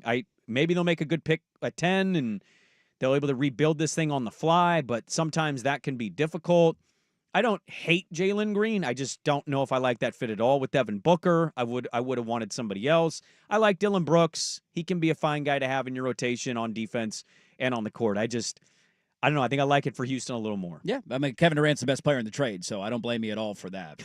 Yeah, well, hot take. Hot take. Kevin Durant's going to help Houston next year. It is a draft week. Are our Blazers going to be involved in a trade at all? Or are they just going to draft at 11 and sign Ant Simons and probably? I mean, we've been through a lot of off call it seasons, good? and that's usually how we go. It's, hey, big fireworks are coming. Here's a sparkler. Well, they promised us the busiest summer of all time. It's going to be a super busy summer, man. But now it doesn't appear Giannis is leaving. No, it does not. So who's next? Everybody Kevin else Durant is already hurt. got dealt. Everybody else is banged up. I don't know. Boston might make some moves at some point. Maybe. They or they deal run it some back and guys. say, Jalen, let's see what you got. You're the guy, and We'll pay the luxury tax. What the hell? yeah, I don't know, but we'll talk a little bit about Portland. We had a coach dismissed in a game at the start of the game.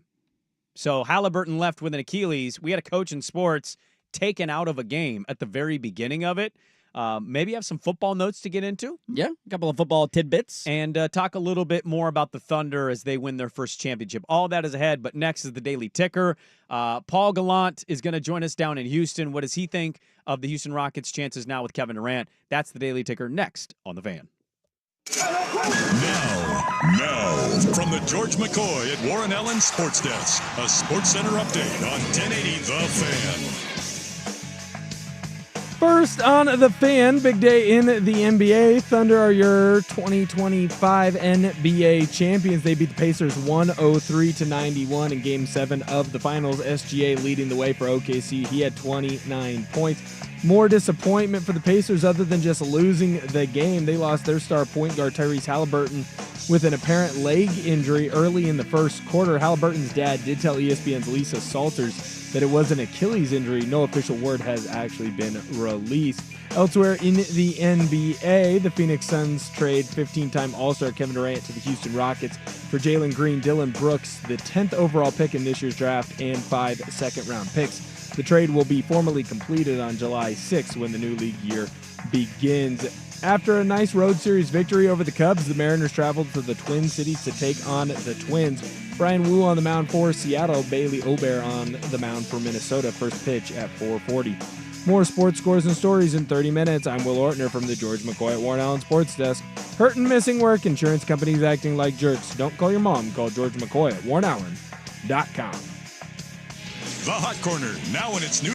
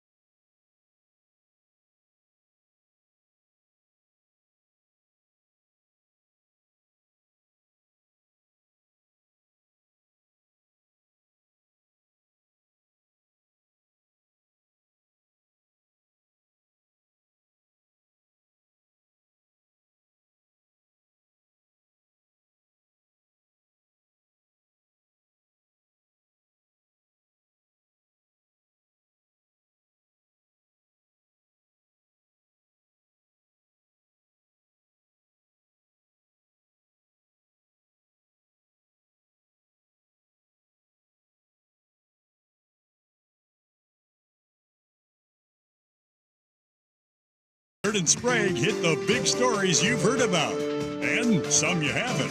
How'd you do that? Actually, I'm not even mad. It's amazing. The Daily Ticker on the Fan is poured by Pelican Brewing. Experience your hops differently with Hard Hops Blackberry, hop-infused hard seltzers.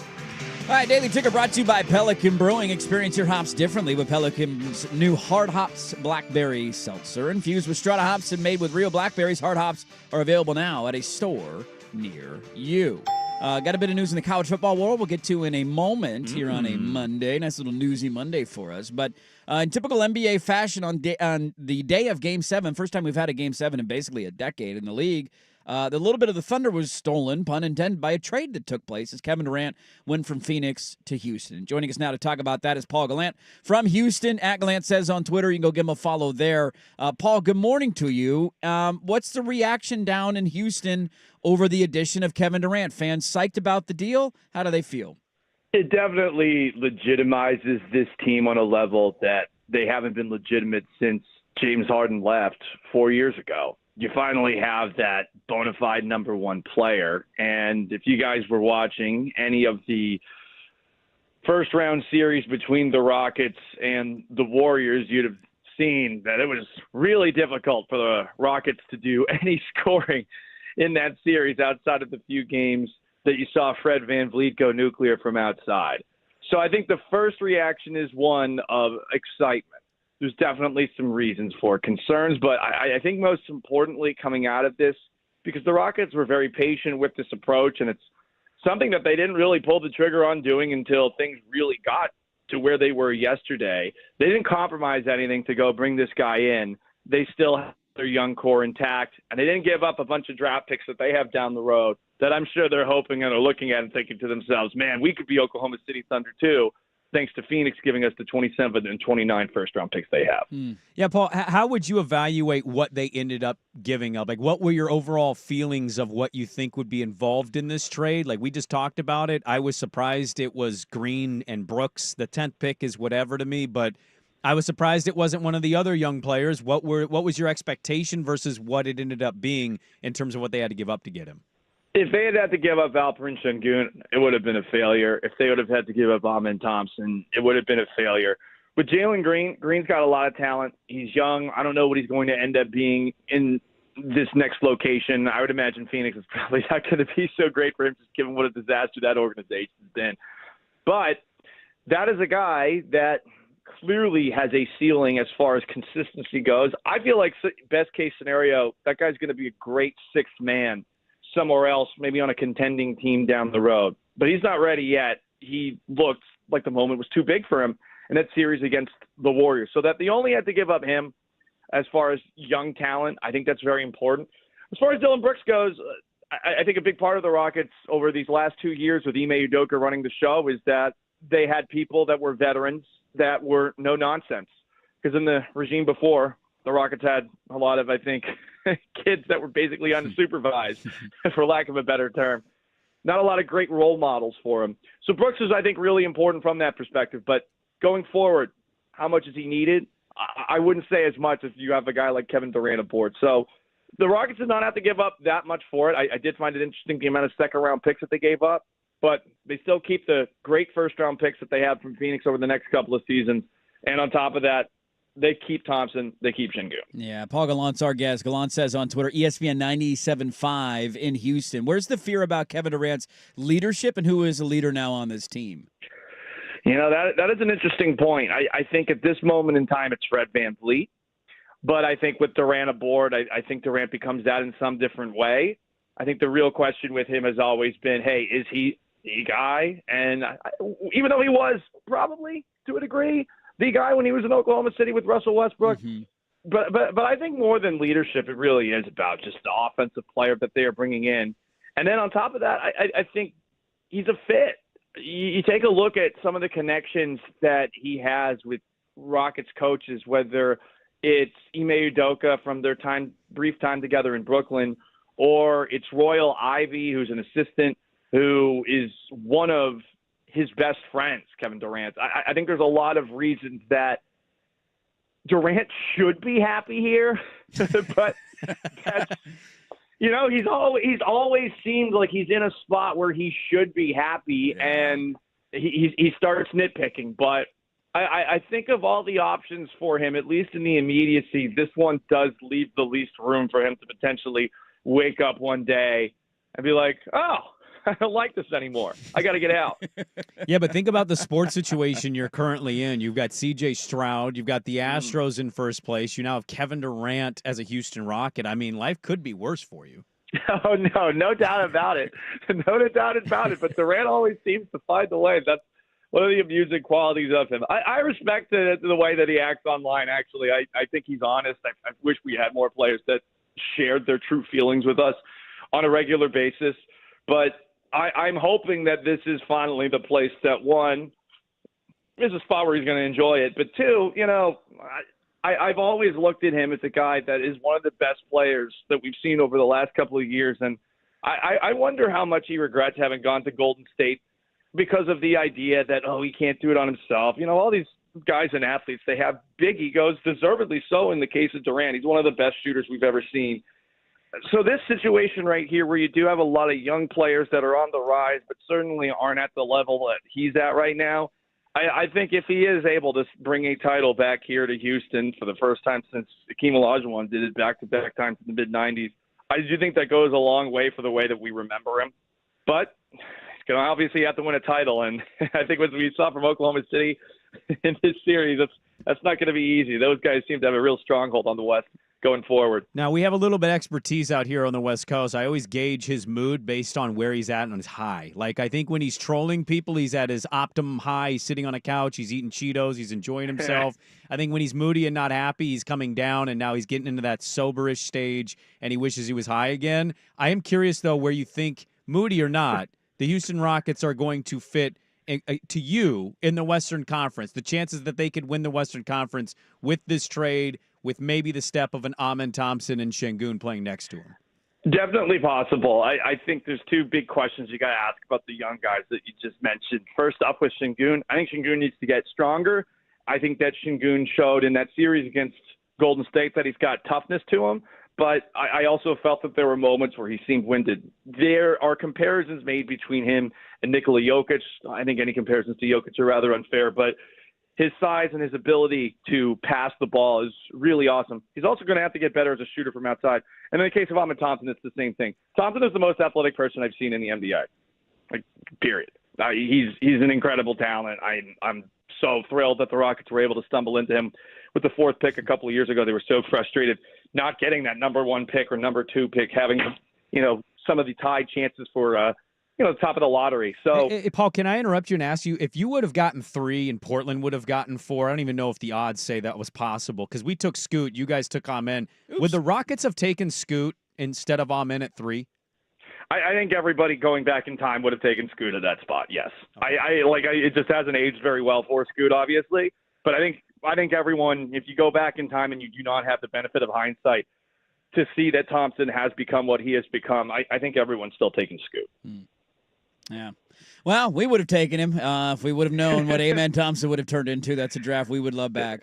Paul Gallant, great stuff. ESPN 97.5 in Houston, at Gallant Says on Twitter. Getting ready for a show down there. Thanks so much for the update on how everybody's feeling. We're jealous of you. Getting Kevin Durant should be a lot of fun. Blazers, hey, we got 35 wins. We're heading in the right direction. Thanks, man. We appreciate it. Let's do this again soon.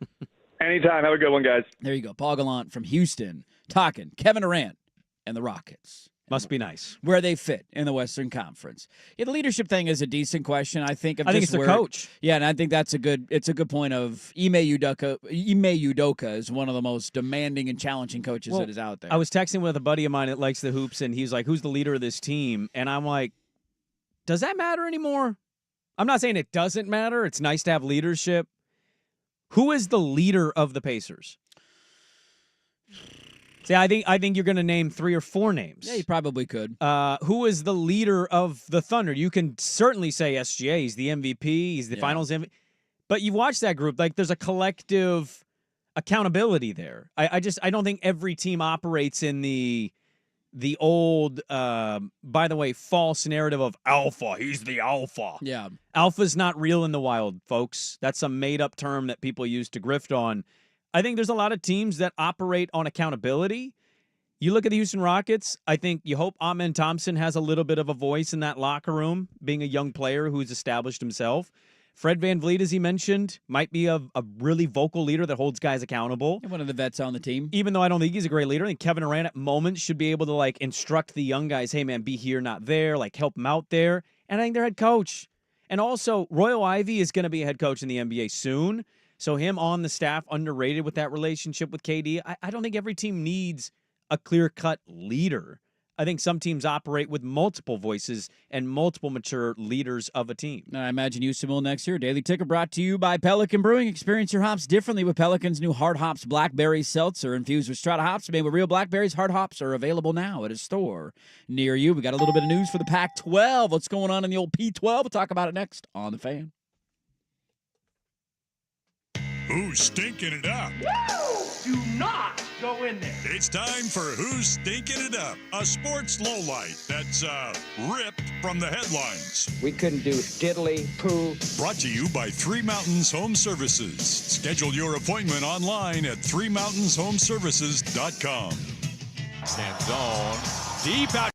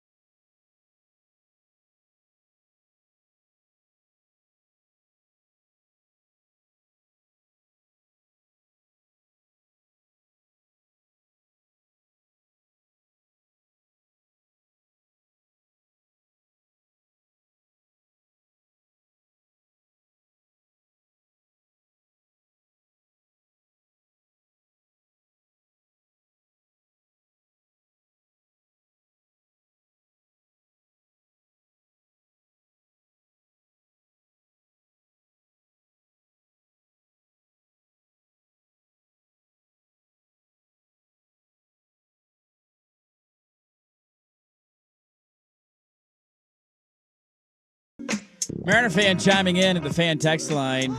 I'm a Mariner fan. I'm with Dirt on this. Cubs didn't stink it up. That guy can Luke Kuechly me. This is Will last second needing to find a You need highlight. to clarify that comment. I don't know what that means. I have a report here. I need to pull something. Let's just get a Mariner highlight. I mean, to be fair to Will, they were outscored by the Seattle Mariners. They were. They whose got offense has been dominated. pretty. Yeah, they did. They were. They're outscored 23-10 in 2 of the 3 games. They did get outscored. Yeah. Walk it back That is right stinking it now. up. Apologize to me. The And this Mariners troll had like a and- +6 run differential, and they outscored 23-10 at all. Cal Raleigh hit 4 home runs. This troll on the text line can also kiss my butt. How about the how about the Rockies beating the Diamondbacks? Is that not more of a stinking it up then? Does anybody? Aren't the Diamondbacks third in that division? It's just like They, I mean, they're fourth in the division. They have a better record than the Mariners. It's a good division. Chicago shouldn't be losing 23-10 in 2 out of 3 games to the Mariners. I'm just saying. I think they're that's fifth. the point of stinking it How up. about the Mets losing 7-1 and being in a free fall for the last week, and I now mean- tied for the division lead? But You they're know- still in the division lead. Cal Raleigh. Where are the Mariners? Hit 5 games 4 back home of the Where are division the Cubs? lead. Like, Well, they're they're in the 15 lead- games over 500. Yeah, They're are in they- the division lead. Oh, they are. Oh, okay. They're still in the division lead, so they shouldn't be stinking it up. So the Mets aren't stinking it up because they're still in the division lead. The Cubs have a 5.5 game lead on the Cubs division. lost to the Mariners in a walked series right where they into that gave one. up No, I don't. multiple home runs in multiple games to multiple Mariner batters. To be honest they with can't you, hit. I think this is a little You disrespectful. didn't even know what happened. You thought the Cubbies won this series. And nobody was watching this. I think this is I a, was. This is a little disrespect. This is why you pulled it, because it's the only thing you watched this weekend. This is watched the disrespectful to your Mariners. You're saying the Mariners being another team means that they're stinking it up. This is disrespectful to your I didn't say they were. I didn't say the Mariners were worse than the Cubs. They It's dominated the first the in Cubs. history of stinking it up where you've been bothered I'm by going to poke stinking holes it in up. stinking it up. I'm poking holes in it from now on, whether it's I actually don't stinking like, or not. I don't like you after a bachelor party. I'm I questioning. think you need a nap. I You need I to think you go did to not bed. sleep on an air I mattress in a laundry room. Definitely need a nap. Is this stinking it up? The Pac-12 has their media deal. Well, kind of. They're part of their media deal. A portion A big part. of the Pac-12 media deal Yeah. has been announced. How about that? Hold on, wait more. It's exactly one of the people we thought it would be. Give me a second here. Hold on. CBS Sports. Yeah, dude, come on. Ah, I was going to break the news. I was going to break the news. Back for the sounder. More on the CBS breaking news with the Pac-12. Dirt, to you.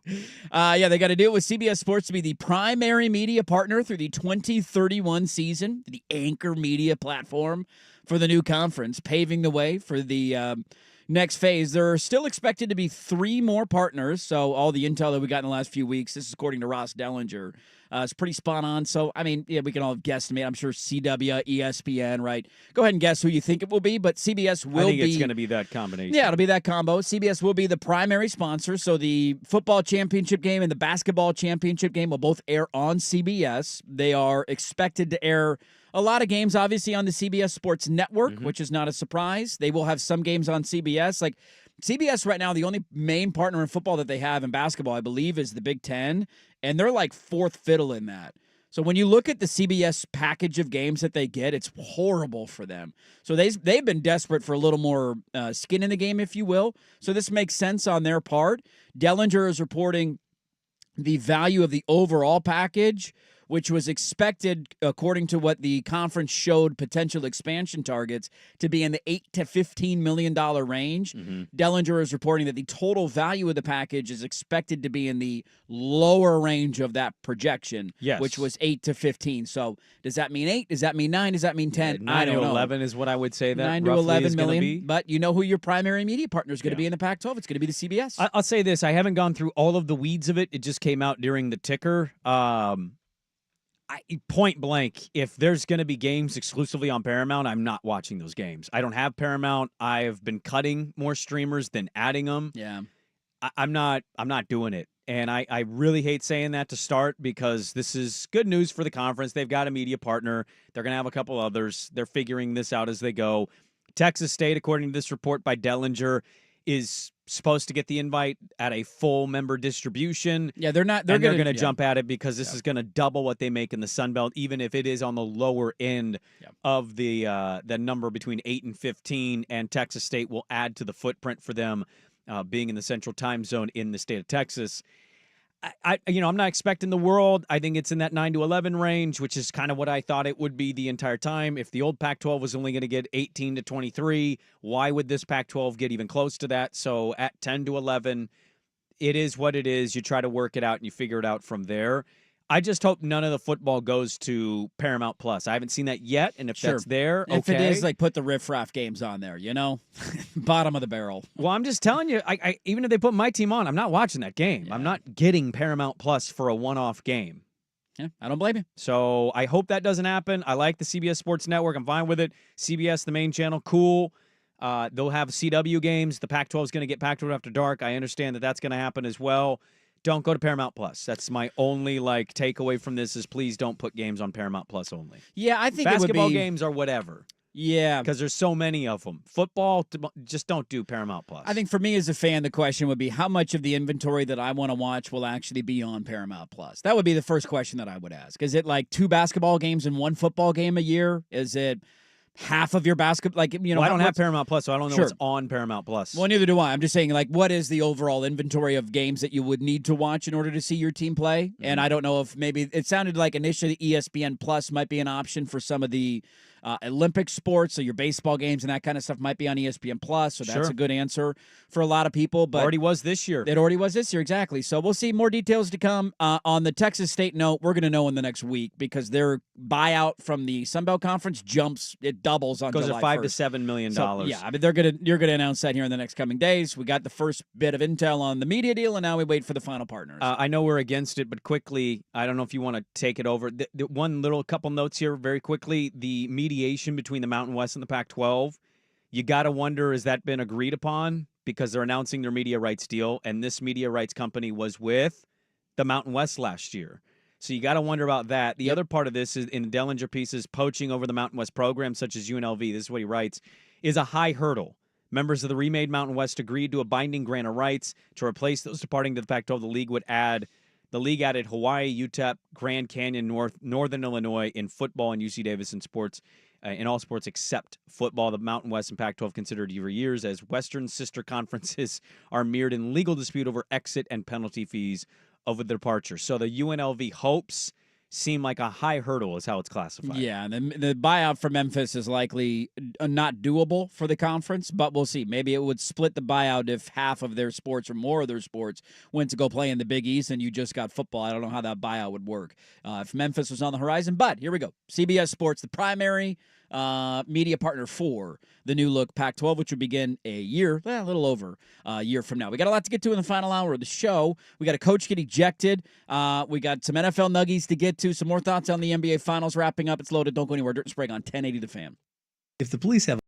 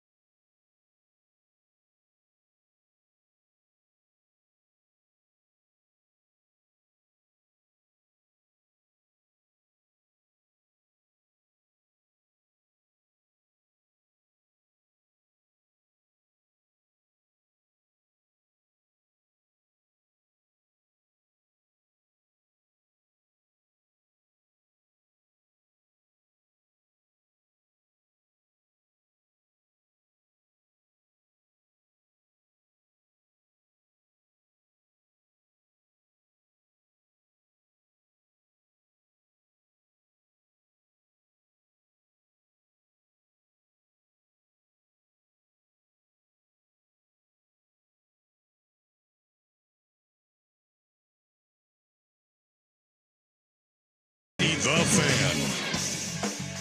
First on The Fan, the NBA season is officially over. Your Oklahoma City Thunder are the champions for the first time since they moved from Seattle. They won that game 103-91 in Game 7 of the finals. SGA led the way, 29 points for the Thunder. Adding to more disappointment for the Pacers, not only did they lose Game 7, their star point guard Tyrese Hallebertton left the game with an apparent leg injury in the first quarter. Halliburton's dad did tell ESPN's Lisa Salters that it was an Achilles injury, although no official word from the organization has been released. College baseball ended their season yesterday. LSU won against Coastal Carolina 5-3. LSU wins the series 2-0 there. They win their first title since 2023 with Paul Skeens. More sports scores and stories in 30 minutes. I'm Will Ortner from the George McCoy at Warren Allen Sports Desk. Hurting missing work, insurance companies acting like jerks. Don't call your mom. Call George McCoy at warrenallen.com. Do it every morning.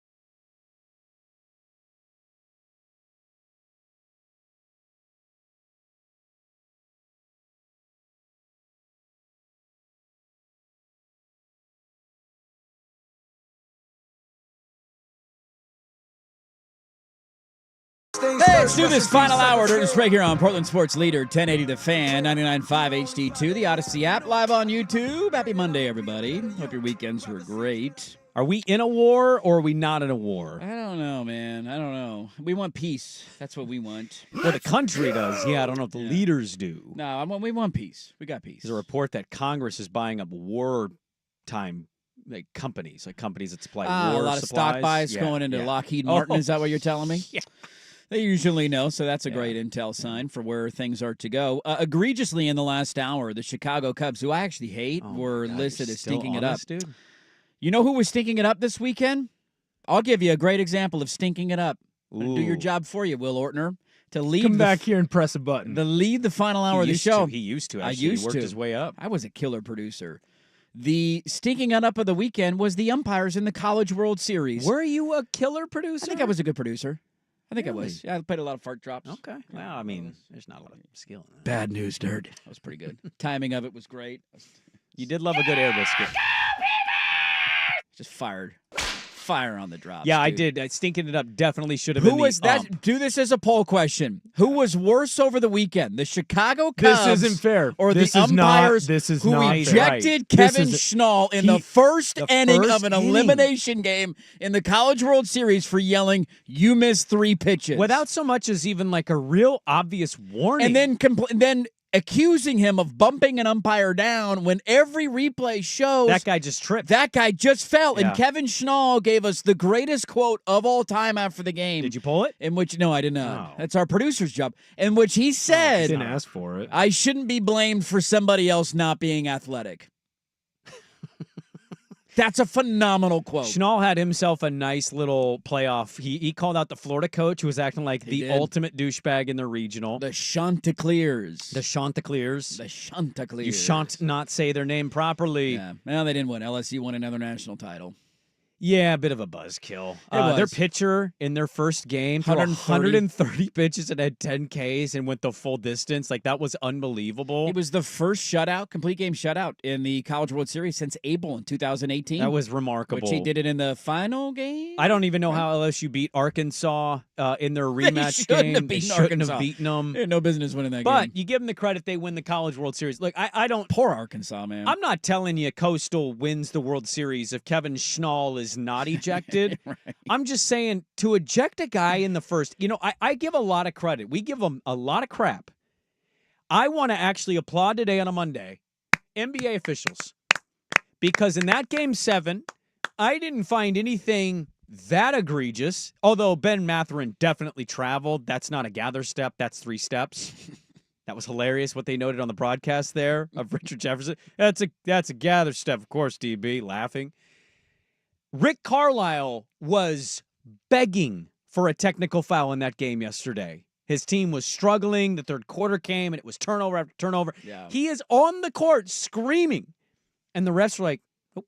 Dude, it's Game 7 of the NBA Nope. Finals. I'm not giving this guy a T and giving the team 2 free throws. We ain't making this No. about us. This is not about us. I thought the officials in the NBA did an exceptional job of staying out of the way, not having like egregious call, not, punishing a guy who in the biggest game of his life is emotionally pissed because they missed a shot or had a turnover.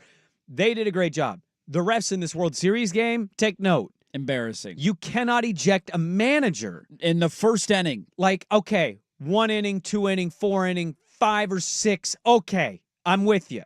The dude is clearly screaming at you the whole way. Maybe you get to that point, okay. The first inning, even if he tells you missed 3 pitches, you just need to do the eye, like, look at him, like, calm it down, guy, eye look. Yeah. Ejecting a guy, that ump should never ump again. He should be, honestly, you should be fired because he was Go their ump whole Little League Yes. games and go do that stuff with, Yes. 8-year-olds' dads in the dugout. Like, go to that level. You should not be umping in the College World Series ever again with that behavior. You want to throw an umpire temper tantrum in potentially the last game of the season in a championship deciding game, which we didn't know at the time. It was game 2 of the series, right? So if Coastal Carolina wins, then you get a game 3 tonight, but it's game 2. If LSU wins, the thing is over because they won game 1.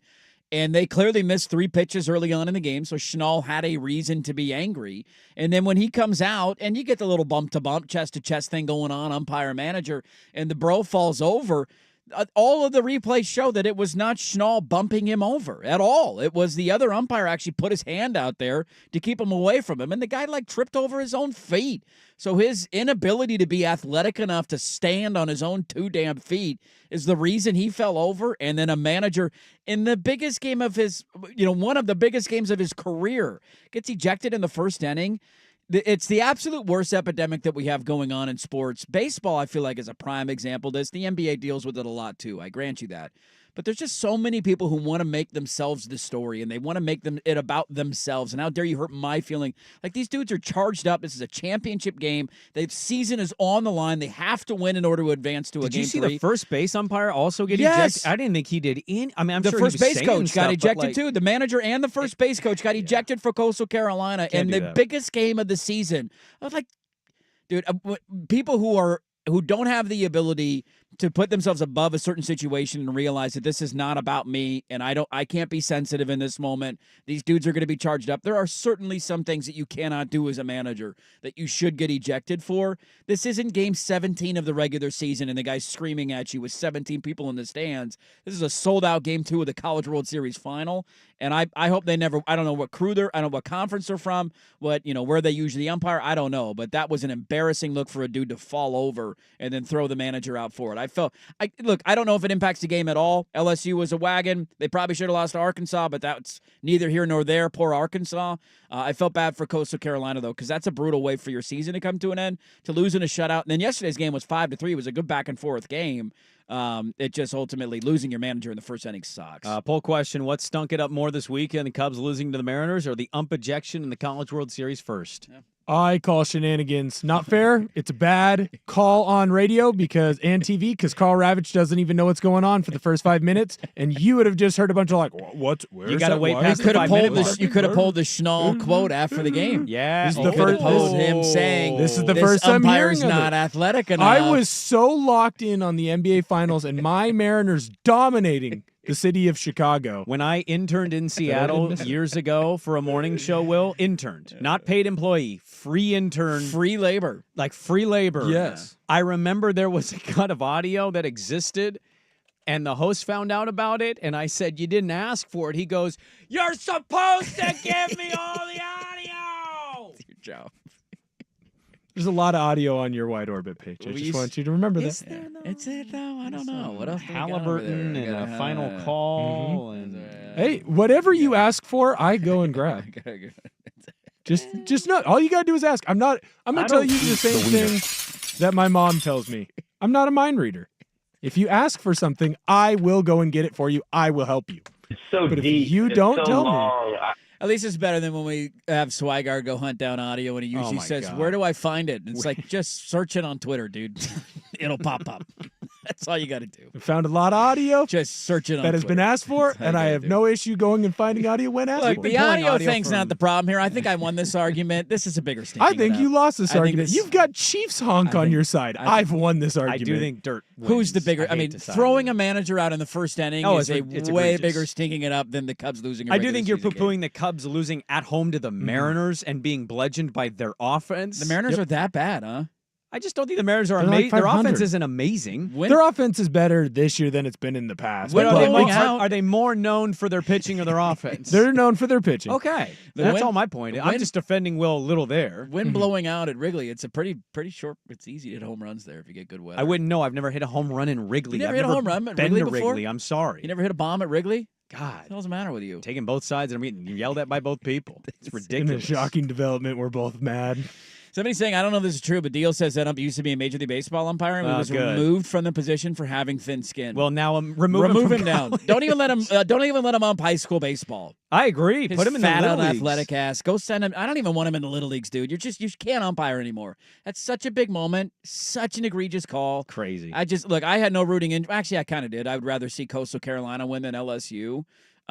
It just that was so stupid. So poor Coastal Carolina. Do you know how shocking that is for that to happen? Like, you don't even have to In the care about the first College inning, World dude. Series, but to find out somebody got tossed in the first Because inning. I was not watching that live. I just saw the replay, and I saw an update said he was ejected. I'm like, wait, got ejected for what? And then I go start watching the videos, and I'm like, that, huh? And then you see how the umpire fell over. It's ridiculous. The college baseball season has come to an end, ladies and gentlemen. You know what that means? And the NBA season has come to an end. So I said this on my couch. My daughter was rooting for the Thunder. Yeah. That's, Borderline, like, get out of my house. I mean, my nephew is now semi-rooting for the Dodgers and Lakers, so I might kick him out of the family. Ohtani and LeBron. I'm going to more Luka than LeBron. Oh. I think it's a Luka thing. Luka. Yeah. What does that I say don't know about if your he's- nephew? I don't know if he's old enough to fully appreciate the Does he greatness. complain every time of something LeBron. happens? He does. Yeah, he flops a lot. Anytime somebody Spoon's too big. What? blow the whistle. Check the dishwasher. Take you the little... beer out of his hand. But my daughter's rooting for OKC. I'm clearly rooting for the yes sirs, right? Rooting for the Pacers. The series ends. My daughter's trying to talk trash. She hates when I make any noises during games because it bothers her because she's so emotionally charged by it. Sure. She talks trash. She doesn't know that I don't care. I love the trash talk, so it doesn't bother me. It ends. She says something. It's quiet. I'm watching the Thunder win, and I go, guys, it's almost football season. Means it's here, baby. This means it's only baseball. That's all we got left. For another month, and That's- then football camps open up. I had a That's all we fantasy got. football draft yesterday. What? Yeah. You already drafted a fantasy football team? Well, I'm in a dynasty league, so my team's already kind of set. It's the rookie draft. Okay. Already? I traded my first pick Already? for the rookies. Already? You don't want to see if anybody gets hurt, how training camp goes? Oh, we have waiver wire. Okay. Yeah, dude, trust me, it's a real league here. These guys take it real serious. I had a big trade. I traded my first pick. I love that you went from anti-fantasy football guy into a keeper dynasty league. Well, I finished dead last, so that should tell you how serious I've taken it compared to the other guys. I traded that pick for C.J. Stroud. Okay. I had Matt Stafford. Oh. All right. I'll take Stroud and Penix. The future. Because I Stroud. can have both on my starting lineup. Yeah. Oh, you got two starting quarterbacks? Flex spot. Receiver, running back, tight end, or quarterback can be in your quarterback flex, so play. I can play Penix and Stroud on the same weekend. Wow. You know what I mean? I know everybody cares. That's pretty wild. I know too. everybody. That's I'm locked in, dude. Cares? Kenny and Zach are going to love I'm this. just saying, So I it's was football- hitting it's my football 9 season. irons this weekend, and it was, I just wasn't quite getting. Okay, that's it. It's football season. That was my only point. It's football season. A fun little bonus segment next on the Fan. The Portland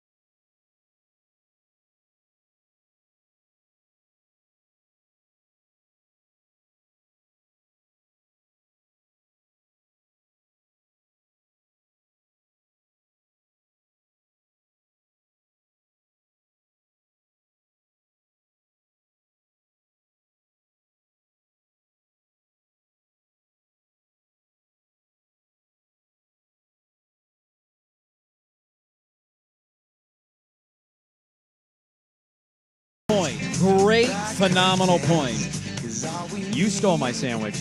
at the fan text line. I did not. I'm actually going to take a picture of a to-go box, and I'm going to put up a missing sign in the office. I think you should. Have you seen me? Have you seen me? I've been Yeah. missing. I put on a milk carton, put it in the fridge. I don't know what to do. One of our P1 saying a June fantasy football draft? That should be stinking it up. I mean, Look. I think you're onto something here. I didn't set it. I don't run that league. I also got last, so... June fantasy? The weird thing is my cousin got me into this league, right? Yeah. He's a big fantasy football nerd. Sure. He auto-picked. What a loser. He wasn't even there at the draft. Why would you set the draft for a time that somebody couldn't be there? That's like the whole point of a draft that you plan out like weeks and months in advance of clear your calendar on this day. I don't know. So everybody could be I don't know. Okay. I got questions. I have a lot of questions too, but I here got I issues. was like getting alerts that it's my time to pick, and I'm like, I don't know who to pick now. It's your turn, man. Trading your picks. It's corporate's in town today, by the way. You can tell everybody's got a pep in their step. Oh no! Everyone's here really early. Everybody's dude. here. Dude, I didn't wear the right outfit. You wore I a forgot white tee. corporate was here this week. You wore a plain white tee. Corporate's in the building today. I mean, you're wearing a golf shirt. all of this golf shirt is more than I make a month. Let's just say that. There's a poster outside of our studio, by the way. So we hung up a lot of artwork. It does around look the nice building. around here now. It looks great. Yeah. We got all this memorabilia stuff laying around from the music stations, sports stations, right? So we finally are hanging stuff up on the wall. We got to make it look good for corporate as they come into town today.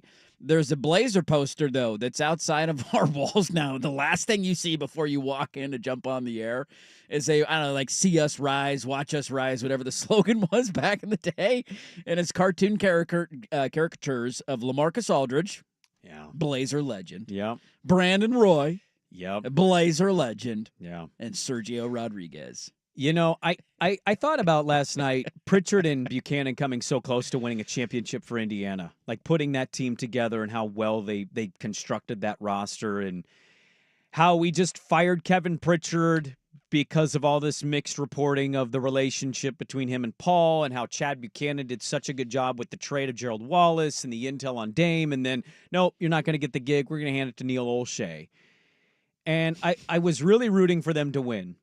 Because there's a sick part of me that like hates when people that are clearly good at their job don't get to last long enough at it. Yeah. And those two dudes were both very clearly good at their job. They just weren't given the longer leash. Like, look at Presti's stint at OKC. I think it traces back to Seattle, if I'm not mistaken, or just Has he right. been there that long? He's the one who orchestrated the Rashard Lewis trade. Yeah, he's been there forever. He's what? He's one of the, it's him, Kevin Durant, and Nick Collison. What? He's been there forever. Right? That's pretty wild. And you think of all the up and down years. You can make fun of OKC for acting like, oh, look at the journey. Like, they've had good years. He's also had to restart this thing 2 different times. Yeah, in 2007, Presti was named the general manager. Yeah, they either, That isn't. I knew he'd been there for you a didn't while. know he was in Seattle? That blows my mind. I did not Crazy. realize it had been that long. So, you know, he gets named the general manager in Seattle. They then move to OKC, and he's given all of this leeway and time to fail and succeed because guess what, guys? You're not going to succeed your entire tenure. Joe Cronin might be on the upswing here. Maybe it was start with failure, now the succeed part. We can only hope. But I was thinking about them winning that title, and then the Hallebertton injury happened, and I instantly went Blazer mode. Oh, my God. Here are 2 Blazer guys leading the Pacers, and part of their story in Portland is injuries playing a big part of their future and how everything evolved. There it is on the step of a title. Daily and reminder. There's the injury bug again biting them very harshly. I do want to get to a Blazer note here coming up at the bottom of the hour, but I promised something last week. I'm very forgetful, so I apologize for that to the audience, but I remembered this time. So we don't have a show tomorrow. Well, we kind of do. We do, but we don't. It's a new show. It's not something 90% new. Yeah. Because we recorded it last week, our top 10 all-time NBA players. Can't wait for this to be revealed. Yeah. But we don't have a live show. We're going to be out at the Fan Golf Classic tomorrow at Langdon Farms, hanging out will. all day, hitting wedges and making fun of Will Ortner. It's going to be a phenomenal time. Come hang out. Come say what's up. But I remember I promised last Tuesday, because I said we had some great questions left over in our mail sack that I would like to get to. And I said, no, we'll get to them next Tuesday. And then you astutely reminded me, Dirt, we don't have a show next Tuesday. Mm-hmm. And then Wednesday is the day of the NBA draft. We're not going to be farting around in the final hour of the show, the day of the NBA draft. We're going to be breaking down every single pick and who the Blazers might take at number 11. So, therefore, a quick bonus segment of mail sack questions that were left from last week that I would like to get to before we move on to the bottom of the hour. Oh. You Okay, ready well, for these? we weren't here last Thursday. I didn't do an early edition of the Magic Hat. Maybe you should have. Maybe we should have Okay. Magic Hatted this morning. I don't know. Maybe we got to. We'll Magic Hat on Thursday, though. We got a show I'm on Thursday. last week. That's true. Last week we did. Yeah. Mail sack question. Open for all to answer. What are the top 3 to 5 sports-related experiences that you have had personally? Just watching on TV doesn't count. You actually had to be present and be on site. Dame walk-off OKC. Solid one. Can I piggyback 2 as 1? Yeah, you can do whatever the hell you want. 06-08 Oregon State upsets of USC. Yeah, those are good ones. Those are good ones. I'm trying to think. That could have been 2 and 3, to be honest with you. I mean, my first 49er game in person, unfortunately, it was in Seattle, but I went to that game. I went with my dad. Yeah. Which as a kid, I would have never believed I was going to do that because he wasn't in my life at that point. Like, they won. It was Thursday Night Football. That was pretty cool. Random. I unfortunately don't have any good Blazer ones to put in. But not mainly because there's not a lot of them in their history, but all of their big moments, I've not been there in person for Not them. the most special moment in sports history. Oregon State had a not so very good team Tinkle's first year, and they somehow beat Arizona. You rushed the floor. And me and Crawford rushed the floor with students. All right. Yeah, brother. Interrupted Mike Parker on his live post-game broadcast. You did. Yeah, that happened. That was fun. That was you in the background. And I would have to also classify, I did an LA sports weekend, coincidentally with Crawford and my older brother. We flew to LA and we went and watched Oregon State USC, Gary Anderson's last game as a Beef. Yeah. He quit after that. That night, the Dodgers played the Diamondbacks in a playoff game at Chavez. We caught that. Got absolutely obliterated. Heard the most awkward things ever screamed out loud at a baseball game of my life. And then Sunday, we woke up, and the Seahawks played the Rams in USC Stadium because SoFi wasn't built yet. So we caught a Rams game, a Dodger playoff game. 3 for 3. And a USC football game. Nice little full weekend of sports. I would say my number one probably is the 2011, I believe year it was, Rose Bowl, the win over Wisconsin and Russell Wilson, the Kiko Alonso pick, the fumble along the sideline. Fumble on the sideline. That is one of, I mean, that's a moment. I was there in 2009 and they lost in heartbreaking fashion, and that was a man, I can't believe they're in the Rose Bowl. And then they made it back 2 years later and actually won. I vomited everywhere outside of the stadium after the game. The entire day of the Rose Bowl's unbelievable experience for sports fans, and seeing your team actually win one is insane. And so that's probably number one for me. Number two, I would have to go with the entire day that I was at the Masters. It's my favorite sporting event, as we've gone over on the show. It's got to be on the list. Walking around, seeing it in person, it made it even more grandiose in my mind than it already was. Lived up to all the hype and expectations that I had. That is far and away the best story of maybe anybody at the station if it's the year Tiger won it. And I got Patrick Reed. I missed it by a year, so that's really cool. I got that 2018 Masters Still flag dope, though. proudly hanging on my wall. Yeah. Patrick Reed won it. As it should. So that's number two. Number three, man, that's hard. There's a lot of moments. I'm just trying to think the Yeah. biggest ones. I mean, I'd probably go with another Oregon game, but it's like, which one do I pick? Because part of it, it was heartbreaking to be there in 2010 and watch them lose to Auburn, the way that they lost especially. Yeah. There was I felt like I was living in a bizarro world. As somebody who had been around the program a long time of yeah, they had good seasons. They were undefeated and in the national championship game. And it just, it was hard to even compute in your head, walking around the stadium and on the field and seeing all the media and all the events and the circus that goes into that and being down there for the end of that game. That was pretty despite the horrible outcome of the game and the painful nature of it. We all thought they'd be back, and then Chip Kelly left after one more year, so that was cool, but they did eventually get back. I might put that at number three, just for the cool nature of I can't believe this is actually happening right now. That might be my top three. I don't have a good top three. I didn't go to a lot of sporting events that weren't involving myself or a family member. I guess it was cool. I have a vague remembrance of watching Barry Bonds get his 500th stolen base. I got to be at that game, and I remember as a kid going into it being he's going to hit a bomb, and I think he walked 3 times, and then having my mind blown when he stole second base. Pretty good player. And my dad being yeah. dude, he used to be really fast. I might be going to San Francisco in August for a Niner preseason Bo Nix game. Hey, Bo Nix. Catch the fever. And it might be just the wife and I looked at the schedule. Who they got? Giants playing the Nationals that weekend at home? Dude, that'd probably be a cheap ticket, I'd imagine. Do it. My wife hates baseball. Here's what I'll tell you. I cannot begin to tell. Well, yeah, it'd be like a half a game type deal. Okay. Is it a day game, though? I think it's a night game. Yeah, night games can get a little chilly down there. Well, that's why. Yeah, and also I've heard in August, San Francisco is actually not that warm. It gets super cold. If you go to an afternoon game at 1 o'clock, you'll be fine. But if you go to a night game in San Francisco, I mean, that's literally all summer. If you go to a night game, you're going to freeze your balls off. Yeah. It gets cold down there. Yeah. At nighttime. I've been to Giant Stadium. Sure. I went down the Coke slide when it wasn't the season, which was weird. They have a slide? Yeah, the Coke bottle in the field. outfield has a slide. I thought that was just Milwaukee. I did not realize that. I mean, like the mascot doesn't ride down the slide when they hit home runs. That's just Milwaukee. But there's a slide out there in the outfield. But, I've never been to a Giants are playing game. It's a pretty cool place to catch It's a game. beautiful ballpark. Mail sack question. What's a 30 for 30 you really wish we had or the next one that you would want? It's pretty easy, isn't it? Jailblazers? Yeah. It has to be. I'm going to give you... We never got that documentary, by the way. No. There's actually some reports that they've started shooting it, and then they just haven't continued with it. That's the new Damon Pac-12. told us that. He did. He told us live on the air. That was a huge deal like 10 years ago. He told us on the air, we're going to get a 30 He's like, for we're 30. actually making it right now. We're like, what? What? Okay, that was a long time ago. Actually not as interested in the Jailblazers. I actually think the better doc is either the decision to not keep it going with Clyde. The trading of Clyde. The trading of Clyde, because I don't think his side has fully been vetted.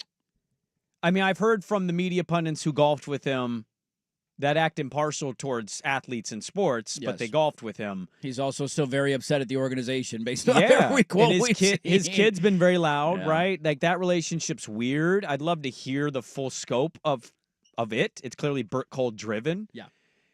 Or days are numbered, Bert. Losing the West Finals to the Lakers and then continuing to mess with the roster and let some guys go, but bring other guys in.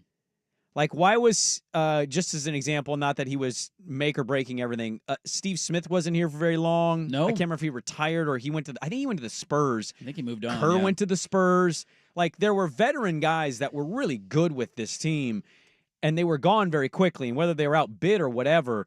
And then we brought in, fat Sean Kemp. We did. So, I'd love to actually do a dive of Whitsitt building such a juggernaut, but then, continuing to build too much. Steve Smith was here for 2 years. 2 years, yeah. And then he played 1, 2, 3, 4, 5 more years after that. With the Spurs? He was in San I Antonio. think he won a ring with the Spurs. Then he was in New Orleans. Yeah, and then by that time he was Charlotte over. and Miami in 35. Yeah. So, my point is, more the interest of the building such a great team and then going too far.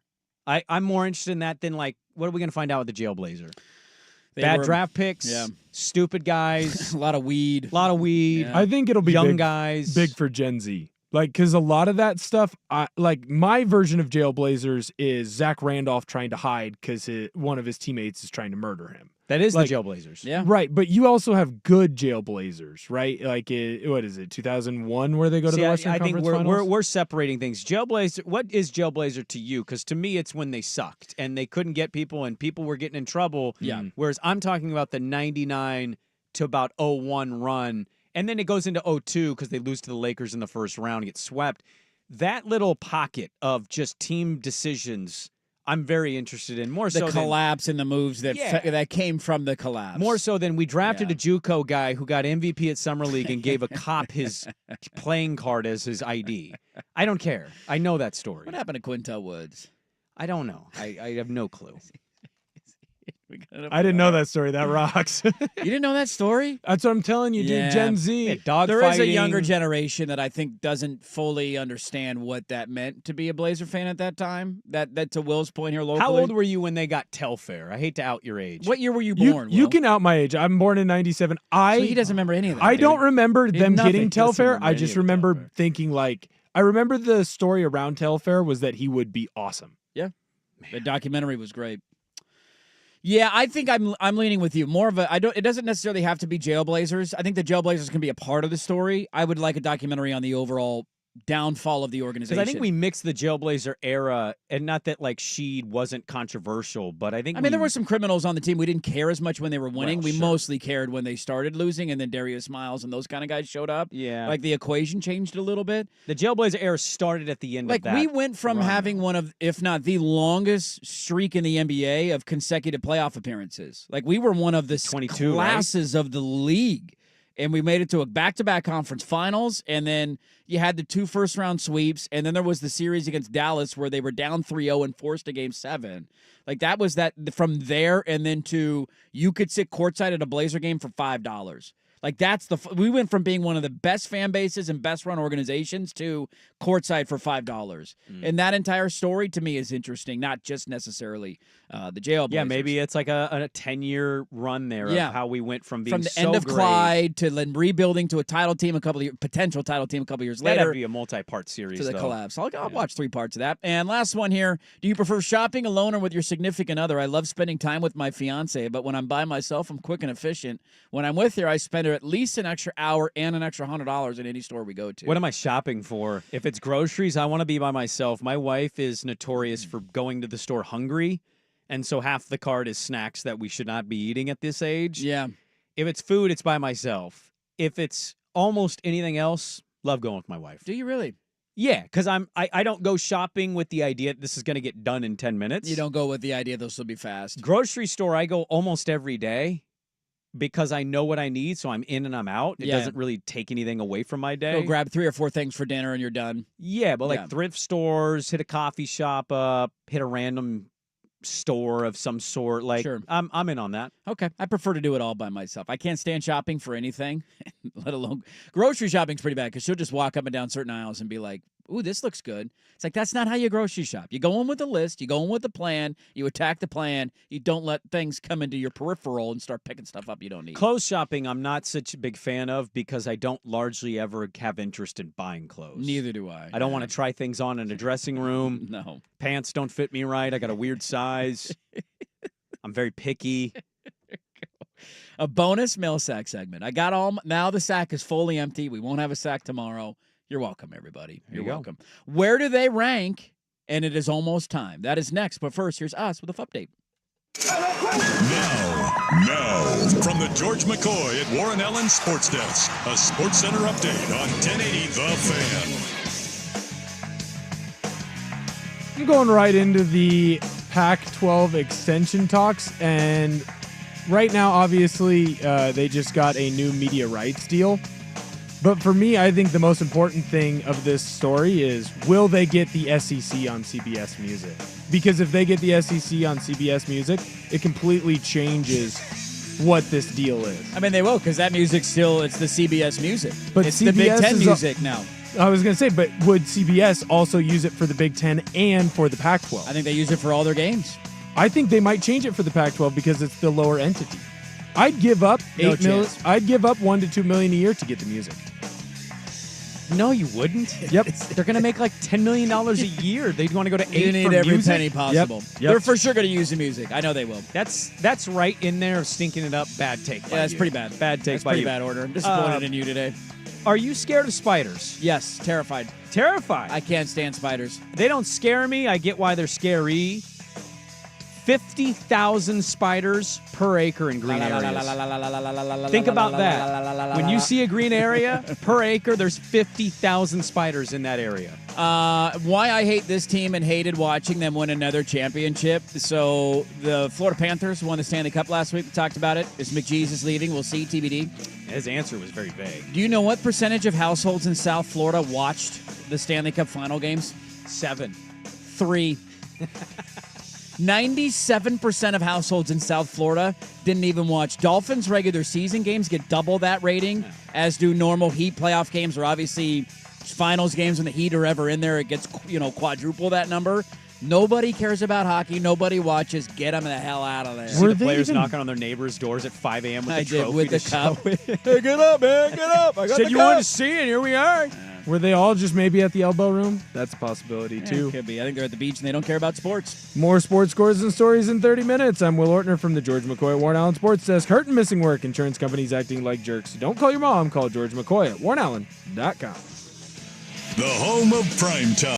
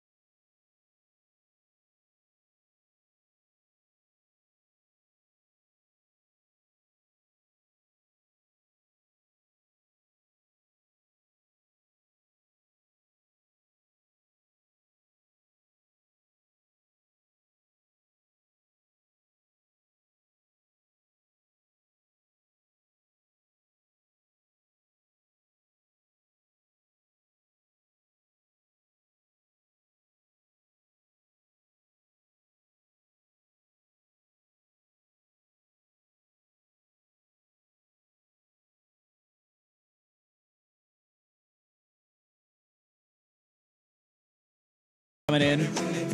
The fall, the Pac-12 got sent in multiple times. I mean, absolutely. That'd be a good documentary. From president to athletic directors to Where did we go wrong? West Coast media members, just everybody being wrong. USC being greedy and trying to run and hide from Oregon, and then us saying, I mean, hello, there's absolutely we're still here. something worthy of investigating. The booster. God, I can't wait to whoop their ass in November. I cannot wait. Do you play them? Yeah, at Autzen in November. Oh, yeah. Lincoln Riley and his no defense showing up. We'll hang 50 on him. Well, I would be really fascinated to hear why they felt like they had to go to the Big Ten. We all know it's because they're a bunch of baby back B words. They are a bunch of baby back B words. That's why. I'd love to just find out the real, like, so-and-so, the biggest booster in USC history, kept complaining. Oregon's on our heels. We got to get out of here. We can't recruit against these guys anymore, man. So you think it's better to go play in cold weather against Ohio State and Michigan? Have fun losing at Rutgers. How'd that go for you, USC?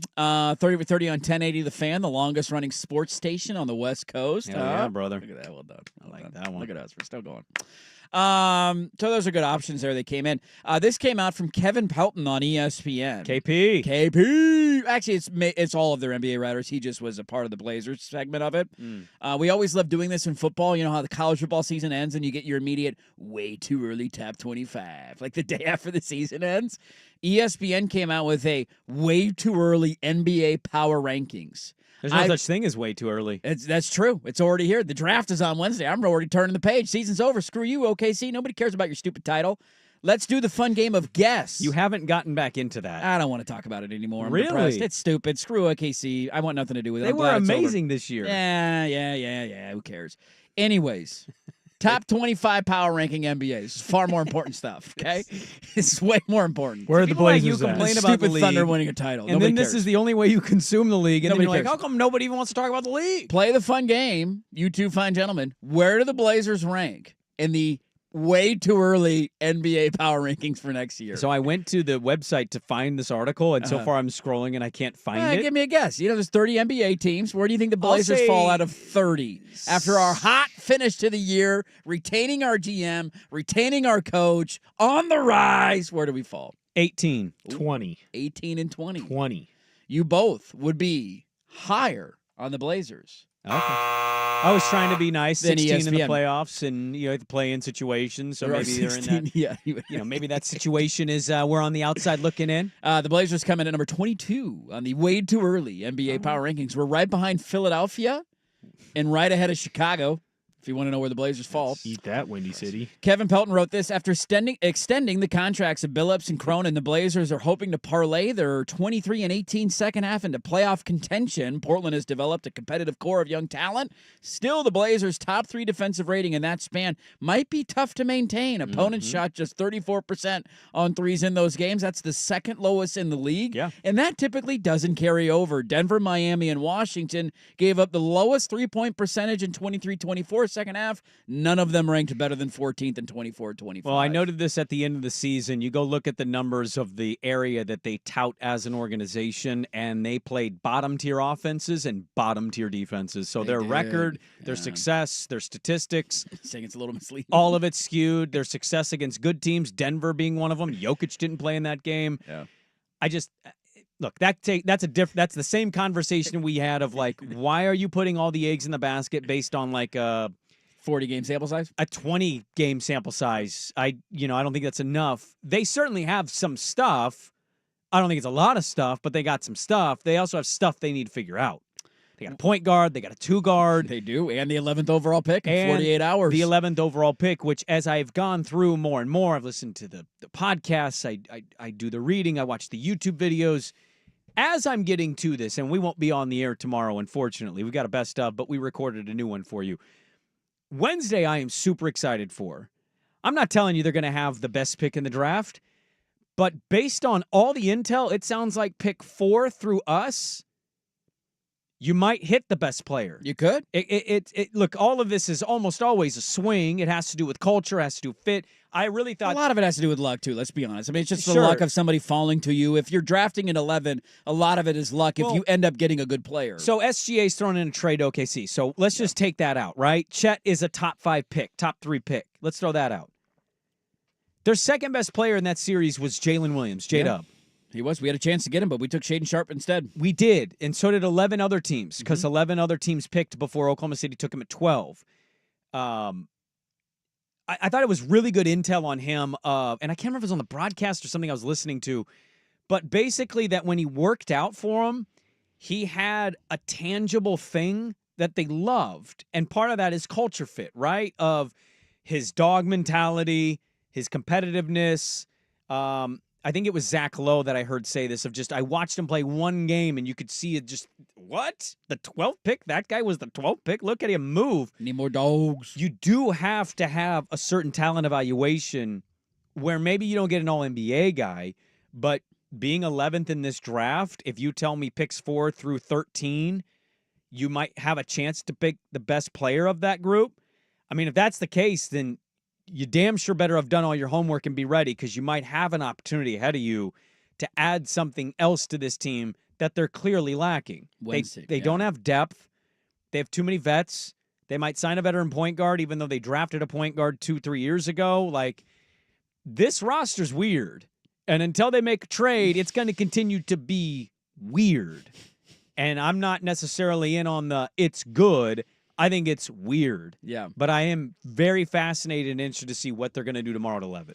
It's a big Wednesday. Wednesday at 11. It's a big week, man. It's a big week for the old Portland Trailblazers. And all the big trades that they're going to make, all the explosive moves that they're going to make, all the roster shuffling that they're going to do. I can't wait for it all to unfold. For the 22nd ranked in the way too early power rankings, Portland Trailblazers. Let's wrap it up. Put a bow on your Monday. Answer some poll questions next on The Fan.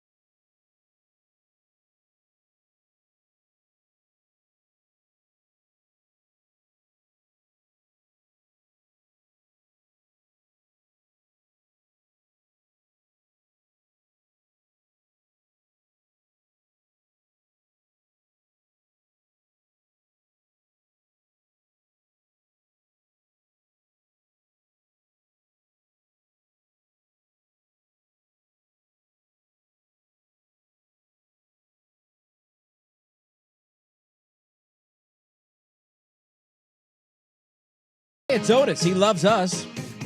We got some poll questions to get to. Also lost in the shuffle from our 4-day weekend.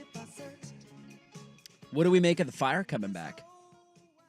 Yeah, I was going to put that on the notes for tomorrow or for Wednesday. For Wednesday, But I yeah. guess Wednesday's going to be pretty draft heavy. Big mistake. Big swing and a miss, huh? Massive mistake. The nostalgia play isn't there for you. Jackie Styles doesn't do it. The Portland Fire name rings two things to my mind and memory. Jackie Styles and failure of organization. That's it. Maybe Dalmatian. Maybe. What would have been the better name? Did you have a leader in your clubhouse I'll that give you like? I'll Doesn't give matter? you the easiest layup. In fact, I think they've hired only a president at that organization so far with the ownership group.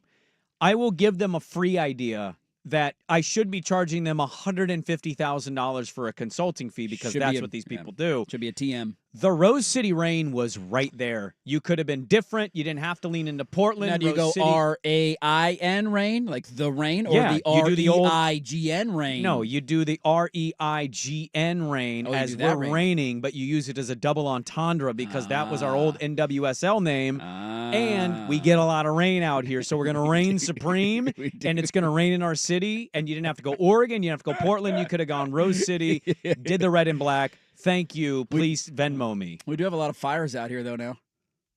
And they play during the season. Now, We one do thing- play during fire season. It's a great point, Will. One thing I disagreed with on Orem, What's the mascot going to be? Just like a big walking flame? I don't remember what the mascot was. it was a Dalmatian. It was a dog Dalmatian. in a jersey. Bring the Dalmatian back. I mean, we do a cat for a trailblazer. I don't know how that Easy. works. We got Bigfoot now, too.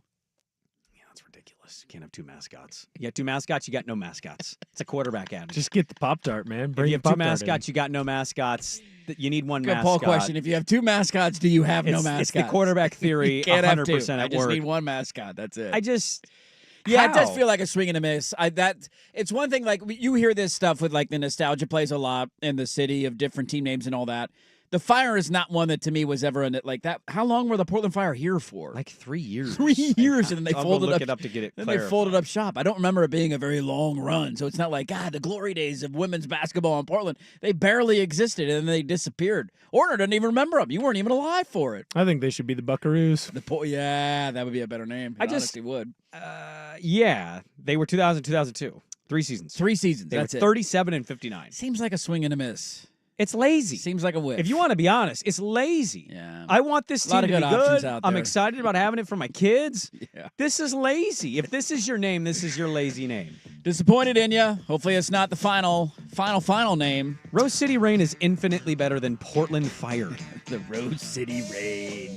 Who stunk it up more this weekend? Ump ejection in the College World Series or the Cubs losing to the Mariners? 95% of people voting for the ump ejection in the College World Series. Try that. I just want you to know that that is a Bush League poll, and you are attacking and setting me up for failure in an unfair way. Like check in on Will. Have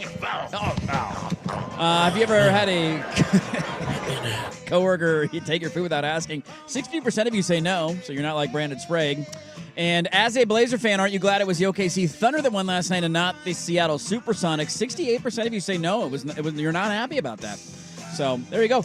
We don't have a show tomorrow. Well, we do have a show tomorrow, but we don't have a show tomorrow. We pre-recorded a show of our top 10 NBA players of all time. Hot takes are coming your direction. It's tomorrow summertime, morning. baby. It's summertime. We're going to be live out at Langdon Farms for the Fan Golf Classic. Come hang, come say what's up. Looking forward to seeing all the listeners tomorrow. Thanks for being a part of our Monday. Go check the show, 1080thefan.com. After Sprague at 1080 The Fan. We'll talk to you tomorrow at 6 a.m. Calling us next. You're listening to 1080 The Fan.